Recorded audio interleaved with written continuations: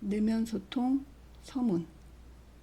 내면 소통은 내가 나와 하는 소통이다.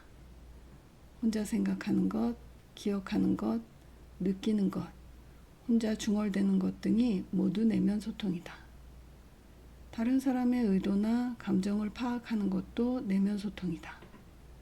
글을 읽거나 영화를 보거나 음악을 들을 때 혹은 소셜미디어를 사용할 때나 글을 읽을 때나 글을 쓸 때도 내면 소통은 항상 일어나고 있다. 한마디로 모든 소통은 내면 소통에서 시작해서 내면 소통으로 귀결된다. 내면 소통의 결과가 의견이자 생각이고 의사결정이며 또 의식이자 스토리텔링이고 기억이며 나 자신이다.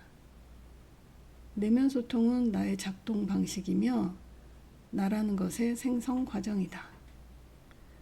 의식의 본질은 나의 개인적인 경험을 다른 사람에게 이야기할 수 있는 것으로 끊임없이 바꿔나가는 과정 그 자체다.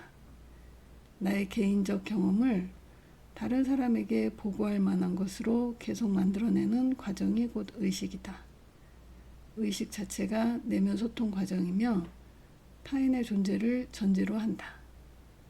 편도체 안정화를 위한 훈련과 전전두피질 신경망 활성화를 위한 훈련으로 체계화된 것이 내면 소통 명상이다. 내면 소통 명상은 나는 왜 지금 이 무거운 돌을 들고 있는가 하는 질문에서 시작한다. 나는 반드시 이 돌을 들어야만 하는 사람이다 라고 생각하는 것은 기억자아이고 돌이 너무 무거워서 고통스럽다 라고 느끼는 것은 경험자아이다. 배경자아는 이러한 집착과 고통을 조용히 알아차릴 뿐이다. 무거운 돌을 들고 있겠다는 집착을 내려놓는 데는 용기가 필요하다. 돌을 내려놓는 힘이 곧 마음 근력이다. 명상은 집착을 내려놓는 훈련으로 우리를 편안하고 행복하게 한다. 내면 소통 명상의 핵심은 얼마나 놓아버릴 수 있는가, 얼마나 통제하고 조절하려는 의도를 내려놓을 수 있는가에 달려있다. 마음 근력의 핵심은 늘 거기 그렇게 고요함으로 존재하는 배경자아를 알아차리는 것이기 때문이다. 경험자아는 마치 창문과도 같다. 그것은 지금 여기서 햇빛을 통과시켜주는 존재다. 그 창문 위에 덧입혀진 여러 가지 모양과 색깔의 커튼은 기억자아에 비유할 수 있다. 커튼은 제한된 개성과 정체성으로 창문을 통해 들어오는 빛의 다양한 변화를 가져온다. 그러나 창문이나 커튼은 빛의 원천인 태양에는 아무런 영향도 미치지 못한다. 배경자아는 태양과도 같다. 마음 근력에는 크게 세 가지 종류가 있는데 모두 나에 관한 것이다. 마음 근력은 내가 나 자신을, 내가 다른 사람을, 내가 세상을 더 잘 다루는 능력이다.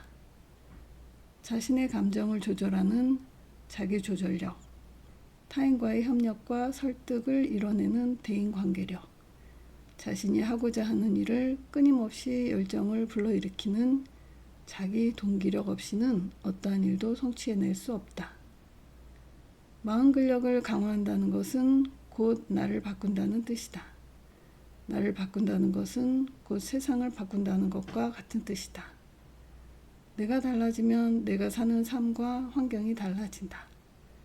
마음 근력이 강한 사람, 즉 자기 가치관과 자기 존중심을 바탕으로 강력한 자기 조절력을 발휘할 수 있는 사람만이 높은 수준의 도덕성과 책임감, 인간에 대한 존중과 배려를 발휘할 수 있다. 마음 근력을 형성하기 위한 가장 효율적인 훈련법이 명상이고 명상의 본질은 내면 소통이다.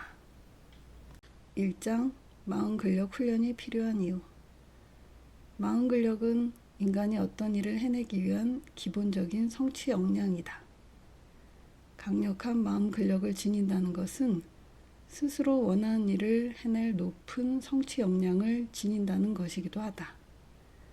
인간의 뇌는 우리의 생존과 번식에 유리하도록 세상을 적절히 왜곡해서 받아들이는 방향으로 진화해 왔다. 뇌의 핵심 기능은 세상을 왜곡하는 것이다. 뇌가 세상을 왜곡한다는 것은 뇌가 신체의 감각기관을 통해 전달되는 여러 가지 감각 정보에 나름의 의미 부여를 한다는 뜻이다. 이러한 의미 부여가 언어를 기반으로 이루어지는 것이 스토리텔링이며 이것이 뇌에서 이루어지는 의식작용의 핵심이다. 살아남기 위해서 인간의 뇌는 세상으로부터 주어진 여러 감각 정보에 대해 나름의 추론을 통해 의미를 부여하고 이를 기반으로 감정과 통증을 나누기도 하며 나아가 몸의 여러 움직임을 만들어내기도 한다. 이것이 뇌의 기본적인 작동 방식이다. 편도체는 위기 상황이 되면 일단 두려움과 공포라는 감정을 불러일으킨다. 그러한 감정이 생존에 도움이 되기 때문이다. 원시인이 맞닥뜨린 위협은 대개 근육의 힘을 통해서 싸우든지 도망치든지 해야 해결된다. 원시인의 뇌를 가진 채 현대사회를 살아가야 하는 우리는 뇌의 기본적인 작동 방식을 잘 이해하고 조절해서 환경에 적응하는 능력을 키워야만 한다. 이것이 바로 마음근력 훈련의 핵심 목표이다. 편도체와 전전두피질은 하나가 활성화되면 다른 하나는 비활성화되는 경향이 강하다. 전전두피질은 논리적이고 이성적인 정보 처리를 하는 합리적인 천천히 생각하기를 하는 기관이다. 비상사태에는 직관적이고도 감정적인 빨리 반응하기에 의존하는 시스템으로 전환해버린다. 스트레스 상황에서는 의식하지 않아도 저절로 근육들이 긴장되며 수축한다. 편도체와 전전두피질 간의 연결망은 교육과 환경의 영향을 받으며 차츰 발달한다. 편도체를 안정화하고 전전두피질을 활성화하는 새로운 습관을 뇌에 새기는 것. 이것이 바로 마음근력 훈련이다. 인간의 능력에는 인지 능력과 비인지 능력이 있다. 흔히 머리가 좋고 똑똑한 사람에게 인지 능력이 뛰어나다고 말한다. 지능이 높다는 것은 다만 새로운 것을 빨리 학습할 수 있음을 뜻할 뿐이다. 어떤 분야에서든 높은 성취를 이뤄내는 사람들은 끈기, 집념, 동기, 회복 탄력성, 열정, 집중력 등 비인지 능력 수준이 높다. 마음근력도 대표적인 비인지 능력이다. 마음근력은 체계적인 노력과 반복적인 훈련을 통해 얼마든지 향상시킬 수 있다. 원하는 바를 성취하려면 끈기와 노력하는 힘이 있어야 하고 시험이나 경기에서 좋은 성적을 내려면 집중력이 높아야 한다. 직장에서 성과를 내려면 협업력과 리더십이 중요하다. 인쇄 매체가 지배하던 시기에는 지식이나 정보 전달이 교육의 핵심 목표였다. 이제는 지식의 습득에서 역량 강화로 전환되어야만 한다. 앞으로 어떠한 변화가 온다 해도 거기에 잘 적응하고 발전해 갈 수 있는 기본적인 성취 역량을 길러주는 것이 미래 교육과 인재 개발의 핵심이 되어야 한다. 이 기본적인 성취 역량이 바로 마음근력이다. 미래 사회에는 공감력, 도덕성, 소통 능력, 문제 해결력, 창의성, 시민의식, 협동력 등을 갖춰야 하는데 이는 모두 비인지 능력과 관련된 것이다. 마음근력의 세 가지 핵심 요소는 목표를 세우고 꾸준히 노력하는 끈기와 집념을 발휘할 수 있는 자기조절력, 호감과 신뢰를 바탕으로 자신의 아이디어에 대해 다른 사람들을 설득하고 리더십을 발휘할 수 있는 대인관계력, 스스로 하는 일에서 의미와 재미를 발견하고 열정을 발휘하는 자기동기력이다. 이러한 마음근력을 강화하면 실패를 두려워하지 않는 적극적인 도전성과 역경을 새로운 도약의 발판으로 삼는 회복 탄력성도 지니게 된다. 2장 세 가지 마음 근력의 뇌과학적 근거.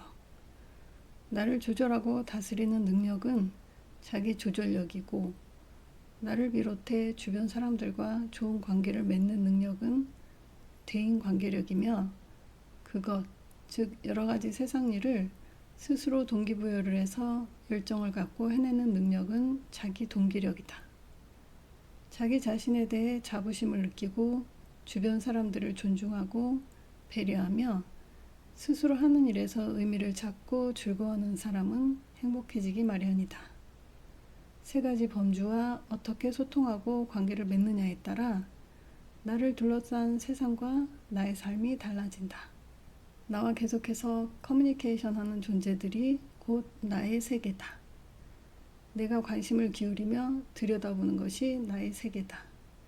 내가 배려하는 대상이 나의 세계다.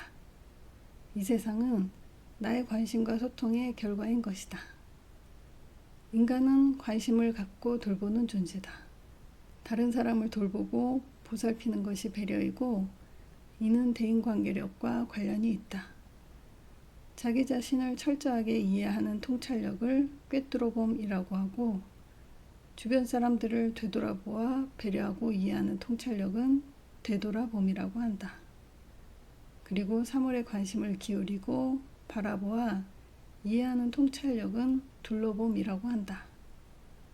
꿰뚫어보는 통찰력이 자기 조절력의 핵심이라면 주변 사람들을 되돌아보는 통찰력은 대인관계력의 핵심이다.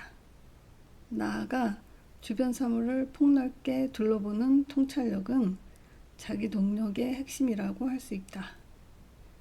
나라는 존재의 성격은 내가 어떠한 대상과 관계를 맺느냐에 따라 결정된다. 내가 어떤 대상과 관계를 맺느냐에 따라서 나라는 존재의 성격이 비로소 규정되는 것이다. 사람과 관계를 맺는다는 것은 곧 소통을 한다는 뜻이다. 내가 진정한 너가 되려면 대화가 필요하다. 자기 조절력은 스스로 목표를 설정하고 그 목표 달성을 위해 집념과 끈기를 발휘하는 능력이다. 또 자기 자신의 감정을 잘 조절하는 능력이기도 하다. 내가 나를 바라보기 위해서는, 나와 소통하기 위해서는, 나를 조절하고 통제하는 대상으로 삼기 위해서는 나와 분리되어 있어야 하기 때문에 나라는 존재가 하나가 아니라 복수의 존재이다. 자기 조절을 하는 나는 주관적 자아이며 조절의 대상이 되는 나는 객관적 자아다. 경험하는 자아는 주관적 자아이고 기억하는 자아는 객관적 자아이다. 나의 어린 시절, 인간관계, 직업 등 온갖 경험에 관한 기억들이 모두 일화 기억을 이룬다. 즉, 나는 수많은 경험 가운데 극히 일부만을 선택해 자의적으로 통합하거나 각색하고 편집해서 나름의 의미 부여를 한 다음 하나의 이야기로 기억한다. 주관적 자아가 객관적 자아를 아무런 매개체 없이 그 자체로 인식하고 소통하는 것은 매우 힘든 일이다. 내가 나를 발견하는 것은 주변 사람들이나 직업 활동 등이 매개체 역할을 해줌으로써 가능하다. 내가 하는 일과 만나는 사람들은 내 모습을 비춰주는 거울이다. 내가 생각하는 나라는 존재는 그동안 내가 소통하고 상호작용했던 사람들이 나를 어떻게 대했는가에 의해 결정되는 산물이다. 스스로 나의 감정과 생각과 의도를 바라보는 능력이 자기 조절력의 핵심이다. 자기 자신과 대상에 동시에 주의를 집중할 수 있어야 자기 조절력이 발휘된다. 진정한 의미의 감정 조절은 감정의 억제가 아니라 한 걸음 떨어져서 자기 자신을 객관적으로 바라봄으로써 감정 상태에 대해 올바로 알아차리고 재평가하는 것이다.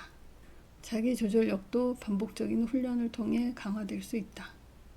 자기 조절력 향상을 위해 인류가 수천 년 전부터 해왔던 훈련이 바로 명상이다. 대인관계력은 다른 사람을 존중하고 배려하고 다른 사람의 마음을 헤아리고 아픔이나 느낌에 공감하는 능력이다. 나 자신과 내가 하는 세상 일은 타인을 통해 연결된다. 어떤 일을 하든 타인과의 관계 속에서 하게 마련이다. 어떤 일을 해낸다는 것은 대부분 그 일과 관련된 사람들을 설득함으로써만 가능하다. 타인과 사랑과 존중의 관계를 맺는 사람이 호감과 신뢰를 줄 수 있다. 호감과 신뢰는 설득력과 리더십의 기본이다. 인간은 혼자서는 살 수 없다. 고통은 뇌의 경고 신호다. 덕분에 우리는 생존의 위협을 받는 상황이 닥치면 다시 고통을 느끼지 않기 위해 조심하게 된다. 인간관계에서 오는 괴로움이 신체적 고통과 마찬가지로 정말 아픈 것이다. 심지어 타이레놀 등의 진통제를 먹으면 이별의 고통이나 왕따로 인한 괴로움이 한층 완화된다. 대인관계력의 핵심은 자기 자신과 타인에 대한 정보를 잘 처리하는 능력을 일컫는 소통 능력이다. 소통을 잘하기 위해서는 자기 생각, 감정, 의도를 스스로 알아차려야 하고 동시에 타인의 생각, 감정, 의도도 잘 파악해야 한다. 뇌과학에서는 역지사지 능력을 마음이론이라고 한다. 마음이론은 다른 사람의 입장이나 의도를 파악하고 이해할 수 있는 능력을 의미한다. 타인의 입장이나 의도를 파악하는 마음이론과 더불어 자아자각 능력 역시 대인관계력의 핵심이다. 소통 능력이 뛰어난 사람은 타인을 존중하고 배려하며 사교적인 활동을 잘하게 마련이다. 대인관계력이 뛰어난 사람은 인간관계에서 높은 수준의 긍정적 정서를 보인다. 이들은 밝고 명랑하고 환하고 행복한 사람들이다. 나와 타인에 관한 긍정적 정보 처리를 하는 것이 마음 근력 강화를 위한 매우 효과적인 훈련법임을 의미하는 것이다. 자기 동기력은 자신이 하는 세상 일에 대해 열정을 발휘하는 능력이다. 어떤 것을 디자인하고 그러한 아이디어를 현실 세계에 구체적으로 만들어내는 힘이 자기 동기력이다. 마음속의 계획이나 이미지를 투사하는 능력을 바탕으로 우리는 끊임없이 세상을 변화시키고 만들어간다. 세상 일은 나와 너를 연결해주는 교량이다. 나는 내가 하는 일에 의미를 부여할 수 있어야 한다. 내가 하는 일에서 다른 사람이 느끼지 못하고 보지 못하는 것을 볼 수 있으며 깊은 의미를 발견할 수 있고 그 일에 몰입할 수 있다. 사람은 자기 뜻에 따라 주변 환경을 변화시키고 싶어하는 본능적인 욕망을 갖고 있다. 사람은 자기의 뜻에 따라 주변 환경을 변화시킴으로써 즐거움을 느낀다. 나를 둘러싼 환경을 변화시키는 일이야말로 스스로 성장할 수 있는 유일한 방법이다. 사람들이 돈과 권력을 그토록 탐내는 이유도 돈과 권력이 있어야 주변에 영향을 미칠 수 있고 환경의 변화를 가져올 수 있기 때문이다. 세상 일 자체에서 즐거움을 느끼는 것이 내재 동기이며 내재 동기는 자율성에서 비롯된다. 자율성은 내 삶과 환경의 주인이 다름 아닌 바로 나 자신이라는 믿음이다. 그러한 믿음이 있어야 내가 살아가는 삶을 스스로 결정하고 변화시킬 수 있다는 자기 결정력과 유능력이 생긴다. 내재 동기는 긍정적 정서를 향상시키며 긍정적 정서는 창의성과 문제 해결 능력의 기반이 된다. 문제 해결력은 단 하나의 정답을 찾아내는 능력이 아니다. 그보다는 당면한 문제를 해결하기 위해 주어진 인적, 물적 자원에 새로운 의미와 기능을 부여함으로써 최적의 솔루션을 제시하는 능력이다. 문제 해결의 다른 이름은 창의성 혹은 창의적 사고이다. 어떤 행위를 능숙하게 하고 관련된 근육이 발달한 사람일수록 그 행위를 할 때 해당 근육의 활성화 정도가 더 낮게 나타난다. 반면 젓가락질에 익숙하지 못한 초보자는 손가락 근육에 잔뜩 힘이 들어가고 긴장하게 된다. 이러면 손 전체의 근육뿐만 아니라 팔과 어깨의 근육까지 긴장되어 활성화될 것이다. 우리가 만일 특정 부위의 근육을 발달시키고자 한다면 정확하게 해당 부위를 단련하는 동작이나 행위를 체계적으로 반복해야 한다. 반복적인 훈련을 통해서 특정 부위의 근육이 확실하게 단련되고 나면 해당 동작이나 행위를 할 때 훈련하지 않은 사람과 비교해 해당 근육이 덜 활성화된다. 마음근력 훈련의 원리도 이와 같다. 꾸준한 마음근력 강화 훈련을 통해서 강력한 MPFC 신경망이 구축되면 특별한 노력이나 애씀 없이도 마음근력을 충분히 발휘할 수 있게 된다. 끈기와 집중력을 발휘해서 어떤 일을 해내려면 나 자신에 관한 정보 처리도 실시간으로 해야 하고 대상에 대한 주의력과 집중력도 발휘해야 하고 충동성도 억제해야 하고 만족의 지연도 해야 하고 능력 성장 신념도 지녀야 하는 등 다양한 뇌의 기능이 요구된다. MPFC를 활성화하는 데 가장 효과적인 훈련법은 명상이다. 3장 마음근력 훈련을 한다는 것. 마음근력 훈련의 효과를 방해하는 가장 강력한 요소는 스스로 변화에 한계가 있다고 여기는 고정관념이다. 성격, 행동, 능력 등은 신체적 형질과 비교해 후천적인 환경과 학습으로부터 훨씬 더 큰 영향을 받는다. 마음근력 역시 어느 정도는 유전자에 의해서 결정되나 그보다는 환경과 습관에 의해서 훨씬 더 많이 결정된다. 일상생활에서 반복적이고도 체계적인 훈련을 통해 우리의 몸과 뇌가 경험하는 환경에 지속적인 변화를 가져오고자 하는 것이 곧 마음근력 훈련이다. 훈련한다는 것 자체가 몸과 마음을 일정한 환경에 반복적으로 놓이도록 하는 것이다. 우리가 먹는 음식, 움직임이나 운동, 감정의 유발, 수면 습관, 생각하고 말하는 방식, 타인과의 소통 방식과 인간관계 등이 모두 다양한 유전자 발현과 조절 과정에 영향을 미치는 환경 조건들이다. 마음근력 향상은 우리의 몸과 마음이 경험하는 환경을 바꿈으로써 나 자신의 몸과 마음을 내가 원하는 방향으로 변화시키는 것을 목표로 한다.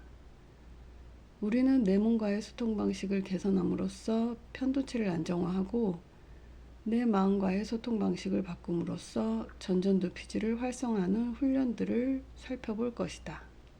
반복적인 마음근력 훈련은 신경가소성이라 불리는 신경세포 간의 연결망의 변화에 기능적 연결성뿐만 아니라 구조적 연결성의 변화를 통해 행동 방식, 감정 조절, 성취 역량 등에 영향을 미칠 수 있다. 새로운 자극이 뇌에 반복해서 들어오면 그러한 새로운 정보를 처리하기 위해서 신경세포 간의 연결 구조에 생물학적 변화가 생긴다. 이것이 바로 습관의 본질이며 훈련의 효과다. 프로 선수는 대체로 침착함과 차분함을 유지하는 반면에 초보자는 스윙을 하기도 전에 두려움, 긴장, 짜증, 좌절감 등 부정적 정서에 함몰되고 마는 것이다. 일상생활 속에서 뇌가 습관적으로 프로 선수처럼 침착하고 차분하게 반응하도록 변화시킴으로써 성취 역량을 향상시키는 것이 마음근력 훈련이다. 마음근력이 약하면 쉽게 좌절하고 두려워하고 분노하고 짜증을 낸다. 마음근력을 키운다는 것은 어떠한 지식이나 기술을 습득한다는 뜻이 아니다. 마음근력이 강화된다는 것은 사람이 달라진다는 이야기다. 마음근력이 강화되면 더 강한 자기조절력으로 자신의 감정이나 생각이나 행동을 스스로 원하는 방향으로 더 잘 조절할 수 있게 된다. 자기조절력이 향상되면 높은 수준의 도덕성이나 윤리성을 지니게 되고 타인을 존중하고 배려하게 되며 일을 할 때 끈기와 집중력을 발휘하게 되고 감정 조절력과 충동 통제력도 높아지게 된다. 더 강하고 더 올바르며 더 유능한 사람, 한마디로 이전과는 다른 사람이 된다. 스스로 동기를 부여하고 의지를 불태워도 그것뿐이라면 아무런 소용이 없는 것과 같다. 중요한 것은 훈련이고 실행이다. 우리가 결심을 하고 강한 의도를 발휘해야 하는 것은 마음 근력을 강화하기 위한 훈련을 할 것인가에 대한 결단과 결심이 필요한 때이다. 나 자신을 스스로 변화시키기 위해서는 구체적인 방법이 필요하다.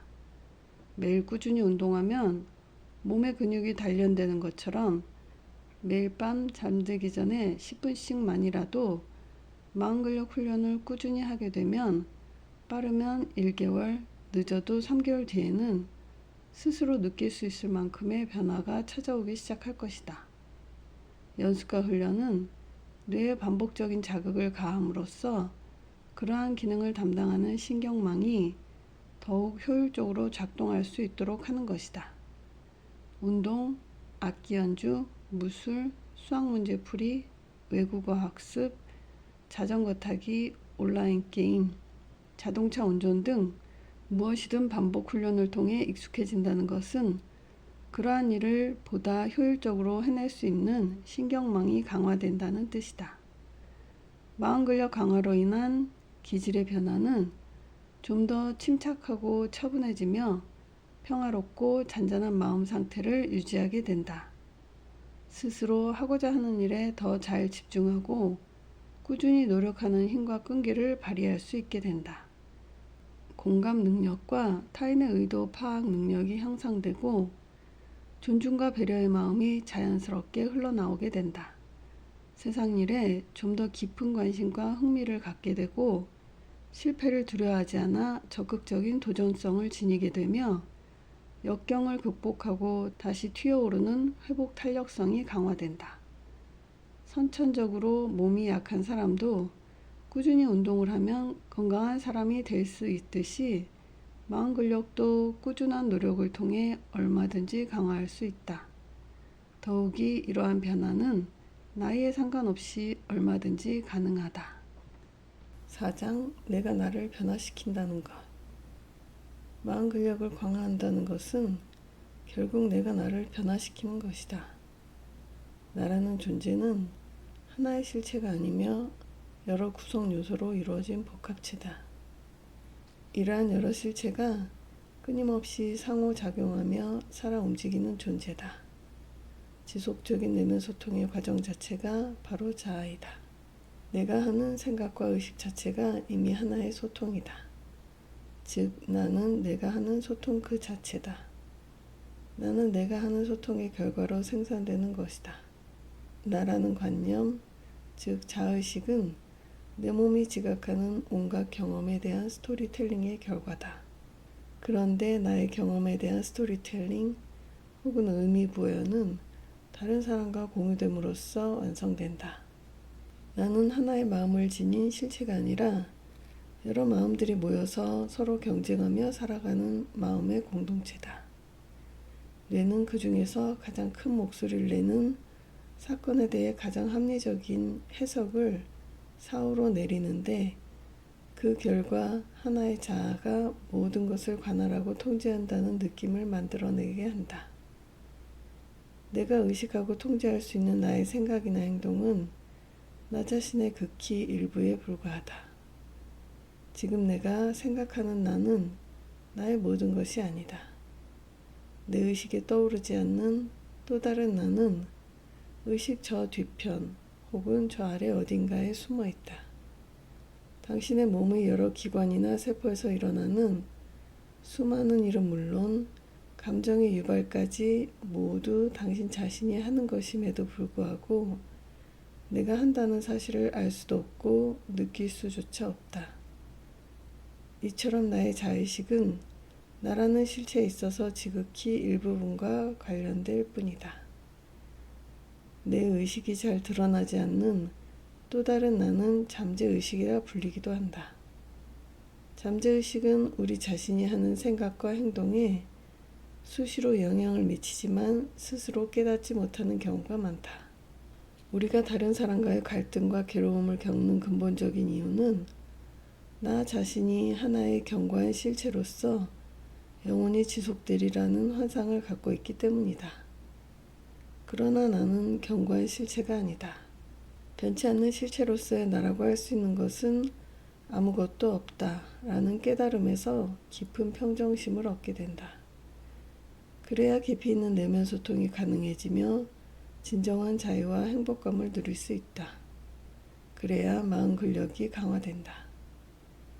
배경자와 경험자를 동시에 느낄 수 있어야 우리는 비로소 내가 나를 훈련시키는, 내가 나를 변화시키는, 내가 나의 마음 근력을 강화하는 훈련을 시작할 수 있다.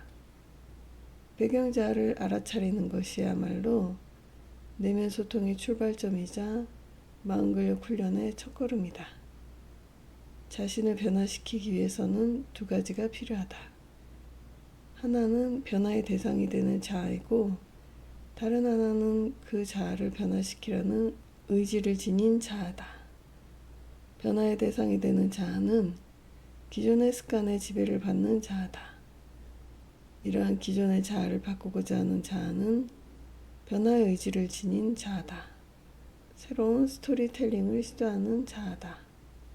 나 자신은 내 기억의 덩어리이고 그 기억은 일화기억의 집적물이다. 그리고 일화기억의 본질은 경험에 관한 내 스토리텔링 그 자체다. 우리는 이야기로 바꿔서 저장할 수 있는 것만을 내가 한 경험으로 기억한다. 이런 의미에서 나를 이루는 모든 경험과 기억의 본질은 이야기다. 내가 나에게 나는 이렇다 라고 진심으로 선언하는 것에는 절대적이고도 즉각적인 힘이 있다. 그러므로 나는 나 자신에게 있어서만큼은 마치 신과도 같은 존재다. 내가 나 자신에게 하는 이야기에는 말한 대로 이루어지는 강력한 힘이 있기 때문이다. 자기 가치 확인은 자신의 핵심 가치에 대해 진심으로 생각하는 것과 믿는 것에 대해 이야기하거나 글로 쓰는 것에 관한 효과다. 자신의 핵심 가치에 대해 글을 쓰거나 말을 하게 되면 자신의 핵심 가치를 내면화하고 그에 부합하도록 자신의 행동 패턴을 바꾸어 나가게 된다. 개인의 행복, 건강, 가족, 커리어, 문화예술, 인간관계, 학문이나 지식 추구, 종교나 도덕성, 정치나 사회적 이슈 등과 관련해서 자신이 가장 중요하게 생각하는 가치가 무엇인지를 적는다. 그리고 나서 그러한 가치가 자신에게 어떠한 의미를 지니며 그것을 위해 어떠한 노력을 해왔으며 또 앞으로 어떻게 해나갈 것인지에 대해 쓰는 식이다. 스스로의 가치에 대해 나만을 위한 글을 쓴다는 것은 일종의 강력한 내면 소통이다. 의식의 본질이 일종의 스토리텔링에 있다. 마음이 하는 여러 가지 일을 지켜보고 알아차리는 것이 의식이다. 마음은 의식 없이도 작동할 수 있으나 마음이 하는 일을 지켜보는 유일한 통로는 의식뿐이다. 나는 의식을 통해서만 나 자신의 마음작용을 엿볼 수 있다. 의식이 마음작용을 지켜본다는 것은 꼭 마음작용에 대해 스토리텔링을 한다는 뜻이다. 내가 무엇인가를 지각하고 경험하고 느끼고 생각하고 있다는 것을 알아채는 그것이 바로 의식이라는 것이다. 의식의 스토리텔링이 인간관계를 만들어냈고 다시 이것이 시공간이라는 개념을 만들어냈다는 것이다. 인간의 의식이 없다면 우주에는 시간도 공간도 없다는 뜻이다. 인간의 의식이 이야기를 만들어냈고 인간의 이야기가 인과관계를, 인과관계가 시공간을, 시공간이 우주를 만들어냈다. 태초에 있었던 것은 의식과 이야기, 즉 로고스였다. 유진 위그너는 의식 있는 인간의 관찰만이 파동함수를 붕괴시킬 수 있다라고 주장했다. 우리의 몸, 지구, 우주 전체가 모두 미립자로 이루어져 있다. 양자역학이 다루는 미립자의 세계는 모순과 역설로 가득 차 있다.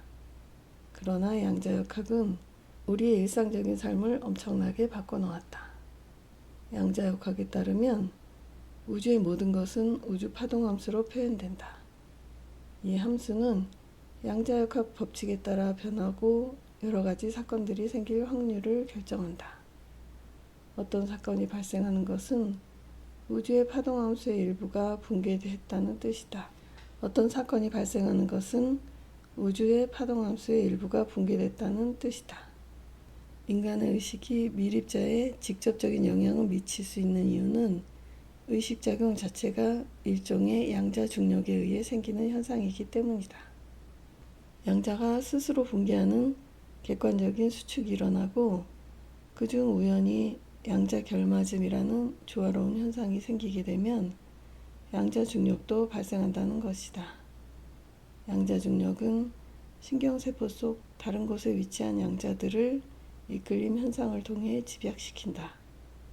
이러한 일련의 과정이 밀입자 세계에서 조화롭고 연속적으로 일어나면 결국 세포 간의 시냅스 연결에까지 영향을 미치게 되는데 이에 따라 의식의 흐름이 발생한다는 것이다. 우주적 의식의 기본 작동 방식은 다음과 같은 것들이 있다. 1. 보완성. 하나는 항상 반대되는 어떤 것과 짝을 이루어 존재한다. 물질이 있으면 반물질이 있고 양이 있으면 음이 존재하기 마련이다. 2. 창조적 상호작용성. 스스로 조직되는 자발성을 지니면서 다른 존재와 상호작용을 통해 새로운 것으로 거듭난다. 타자를 인지하고 거기에 대응하여 스스로 변화하는 의식은 인간만이 지닌 것이 아니다. 우주적 존재 모두 이러한 의식적 능력을 지니고 있다. 3. 진화성. 스스로 새로운 것으로 발전해가는 진화 능력은 지구와 우주 전체에서 일어나는 일이다. 4. 숨겨진 정체성. 어느 한 곳에서 일어나는 사건이 멀리 떨어진 곳에서 일어나는 사건과 알 수 없는 힘에 의해 근본적으로 연결되어 있다. 우주에서 어느 한 곳에서만 일어나는 별개의 사건은 존재하지 않는다. 5. 우주적 통제성. 우주적 의식은 서로 모순되지 않도록 결과적으로는 하나의 통합적 관점을 유지한다. 6. 반복 유사성. 우주의 어느 부분이든 구조적으로 유사하다.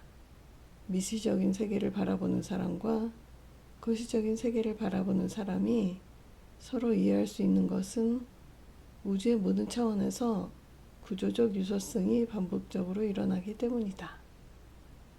우주의 작동 방식은 우리의 몸의 세포 하나하나의 작동 방식과도 정확히 일치한다. 세포 하나하나는 서로 보완적이고 창조적 상호작용성을 지니며 끊임없이 진화한다. 인간의 의식이 몸의 움직임을 위한 것이라는 점을 고려한다면 인간의 몸은 우주적 의식을 가능케 하는 어떤 근본적인 것이다. 말하자면 우리에게 의미 있게 존재하는 단 하나의 우주는 우리 몸을 기반으로 해서 생산된 우주다. 미그너의 친구는 관찰이 무엇인가라는 문제뿐만 아니라 관찰하는 의식이란 무엇인가라는 근본적인 문제까지 제기한다. 미그너와 그의 친구는 각기 서로 다른 우주에 살게 되는 것이다. 반면에 의식은 모두 연결된 하나의 존재라는 관점도 있다. 크리스마스 트리처럼 수많은 전구가 달려있고 제각기 빛을 발한다. 각각의 전구는 마치 각각의 사람들처럼 구분될 수 있고 저마다의 특색과 색깔과 수명을 지니고 있지만 하나의 전구에 일어난 사건은 다른 모든 전구에 순식간에 영향을 미칠 수도 있다. 우주와 의식의 연결성 혹은 통합성을 전개한 사람이 데이빗 봄이다. 의식은 외부의 사물과 대상을 투명하게 받아들이는 존재라기보다 내적 모델을 외부에 투사해 적극적으로 추측하고 실수를 최소화하기 위해 노력하는 시스템이다. 나라는 의식에는 단일성, 동시성, 연속성, 체화성, 수동성 같은 여러 특징이 있음을 알려준다. 우리는 나라는 존재가 여러 개일 수 없으며 단 하나의 존재라고 굳게 믿는다. 오감을 통해 얻은 여러 종류의 감각기관을 통합해서 나는 하나의 사건 혹은 하나의 세상을 보고 있다고 믿는다. 나는 어린 시절의 과거로부터 현재에 이르기까지 시간의 흐름에서 연속적으로 존재한다고 믿는다. 나는 내 생각과 행동을 통제할 수 있으며 내 몸을 통해 세상과 상호작용할 수 있다고 믿는다. 그리고 나는 외부의 세계의 사건이나 사물을 있는 그대로 보고 들을 수 있다고 믿는다. 하지만 이러한 믿음은 사실 뇌가 만들어낸 일종의 환상이다. 의식은 여러 감각 정보와 운동 정보를 효율적으로 처리하기 위한 뇌의 특별한 작용의 결과물이다. 인간이라는 존재가 자신에게 주어진 환경과 효율적으로 상호작용하며 잘 살아갈 확률을 높이도록 만들어진 기능이다. 의식은 각성 상태나 주의 집중과는 구별된다. 우리의 다양한 경험을 종합해서 파악하고 그것을 다른 사람에게 보고할 만한 것으로 만들어내는 주체가 곧 의식이라는 것이다. 개인적이고도 내부적인 경험을 즉각적으로 사회소통이 가능한 언어로 표현하는 것이 의식의 본질이다. 의식 자체가 스토리텔링 과정이며 타인의 존재를 전제로 하고 있는 것이다. 의식이 존재하게 된 근본 이유는 능동적 예측 모형의 위계질서 속에서 최상단에 위치한 생성 질서가 예측 오류를 최소화하기 위해서 공정적으로 타인과 소통할 수밖에 없기 때문이다. 일체유심조는 세상 만사가 그저 마음먹기에 달려있다라는 정도의 뜻이 아니다. 훨씬 더 깊고 근본적인 의미를 담고 있는 말이다. 물질적 대상이든 정신적 대상이든 구체적 대상이든 추상적 개념이든 우리가 경험하는 모든 실체가 지각과 인식작용의 산물이라는 것이다. 절대적인 시간이나 공간이라는 것은 일종의 허구다. 시간과 공간 모두 뇌가 몸의 효율적인 움직임을 위해 구성해내고 생산해내는 것이다. 주어진 환경에 잘 적응해 살아가려면 몸의 효율적인 움직임이 필요했고 이를 위해 의식이 탄생했으며 이 의식이 시간과 공간 개념을 만들어낸 것이다. 시간의 흐름은 상대적이다. 속도가 빨라지면 시간의 흐름은 느려진다. 속도가 빛에 무한히 가까워진다면 시간은 무한히 느려진다. 공간도 상대적인 것이 된다. 빛의 속도에 가깝게 이동할 수 있다면 나는 우주의 모든 곳에 어디든 거의 동시에 다 존재할 수 있게 된다. 내 몸의 경험, 내가 느끼는 감정이나 나의 생각 자체가 나의 핵심적인 정체성이라는 생각 역시 일종의 환상이다. 이러한 환상에서 완전히 벗어날 수 없다 하더라도 적어도 이러한 것이 환상임을 깨닫는 것만으로도 마음의 고통과 괴로움에서 벗어나는 데 큰 도움이 된다. 우리의 뇌는 외부로부터 유입되는 온갖 감각 정보에 적극적으로 뇌적 모델을 적용해 끊임없이 과감하게도 적극적인 예측을 한다. 그리고 예측의 실수를 줄이고자 계속 뇌적 모델을 수정하는 작업을 한다. 예측 정보와 실제 시각 정보 간에 별 차이가 없으면 시각 피질로 거의 아무런 정보도 전달되지 않는다. 다시 말해 시각 피질이 받아들이는 정보는 뇌적 모델이 생산한 예측 정보와는 무언가 다른 정보뿐이다. 그러한 내적인 예측 모델에서 벗어나는 것에 우리는 주의를 기울이게 된다. 상대방의 말을 들을 때도 뇌는 순간순간 자신이 들으리라 생각되는 말을 적극적으로 예측한다. 그러다가 그 예측이 틀렸을 때 특히 더 주의를 기울인다. 그것이 효율적이기 때문이다. 예측과 다른 정보에 대해서만 집중적으로 처리하는 것이 뇌의 기본적인 기능이다. 예측 오류의 최소화가 곧 자유 에너지의 최소화이며 이러한 과정이 능동적 추론이고 이것이 뇌의 기본적인 작동 방식이다. 5장 뇌는 어떻게 작용하는가?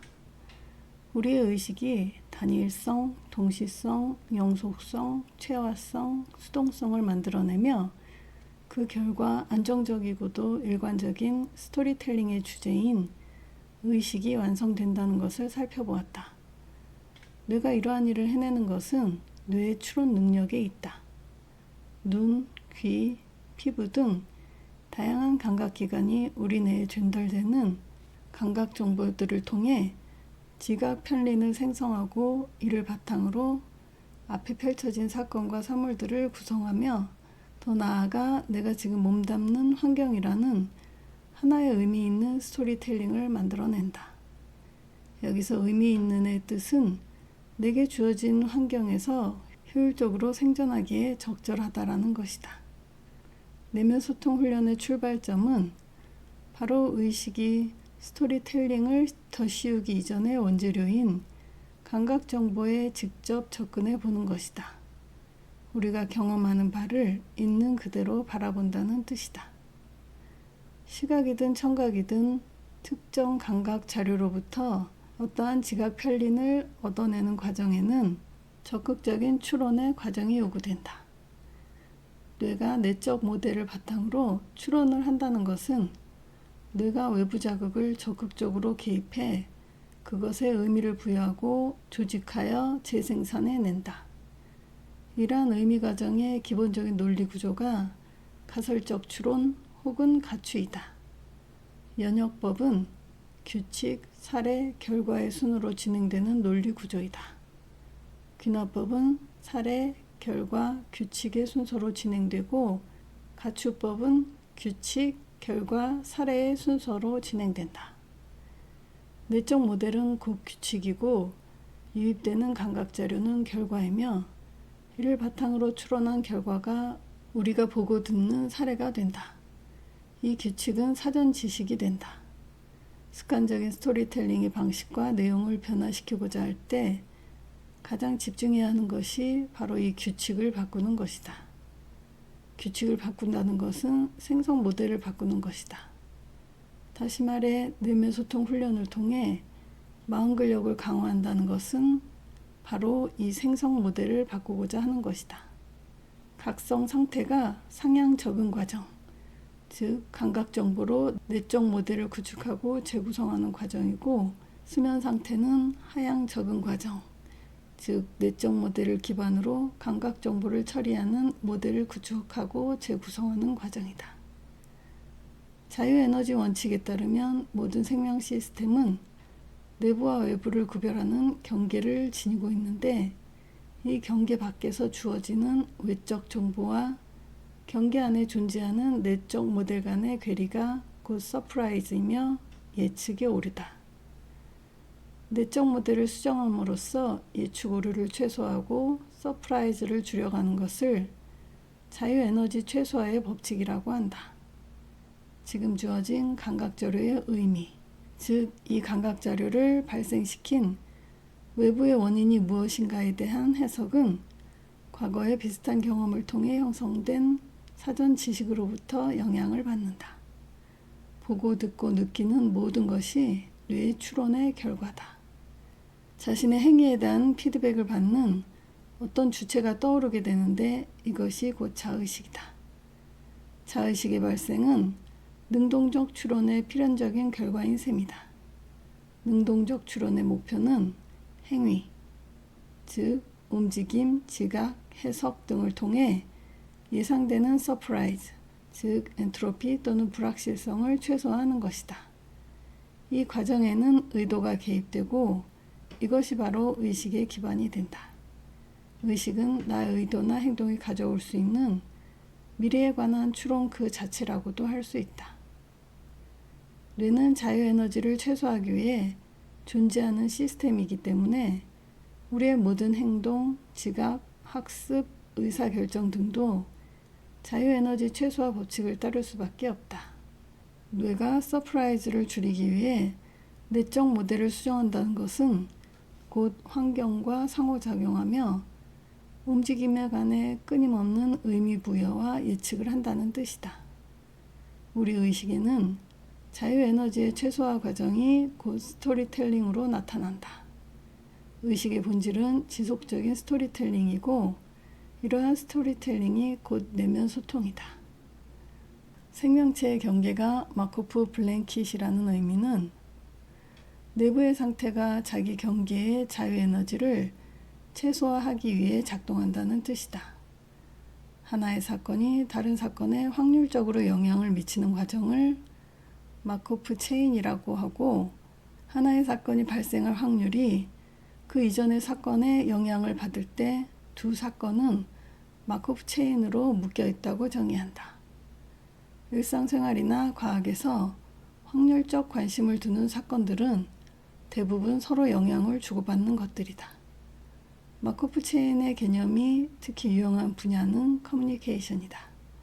마코프 블랭킷은 마코프 체인으로 묶인 여러 사건의 네트워크에 관한 것이다. 자유에너지 원칙에 따르면 생명체에는 외부, 내부, 감각, 행위의 4가지 상태가 있다. 감각 상태와 행위 상태의 작동 방식은 매우 비슷하다.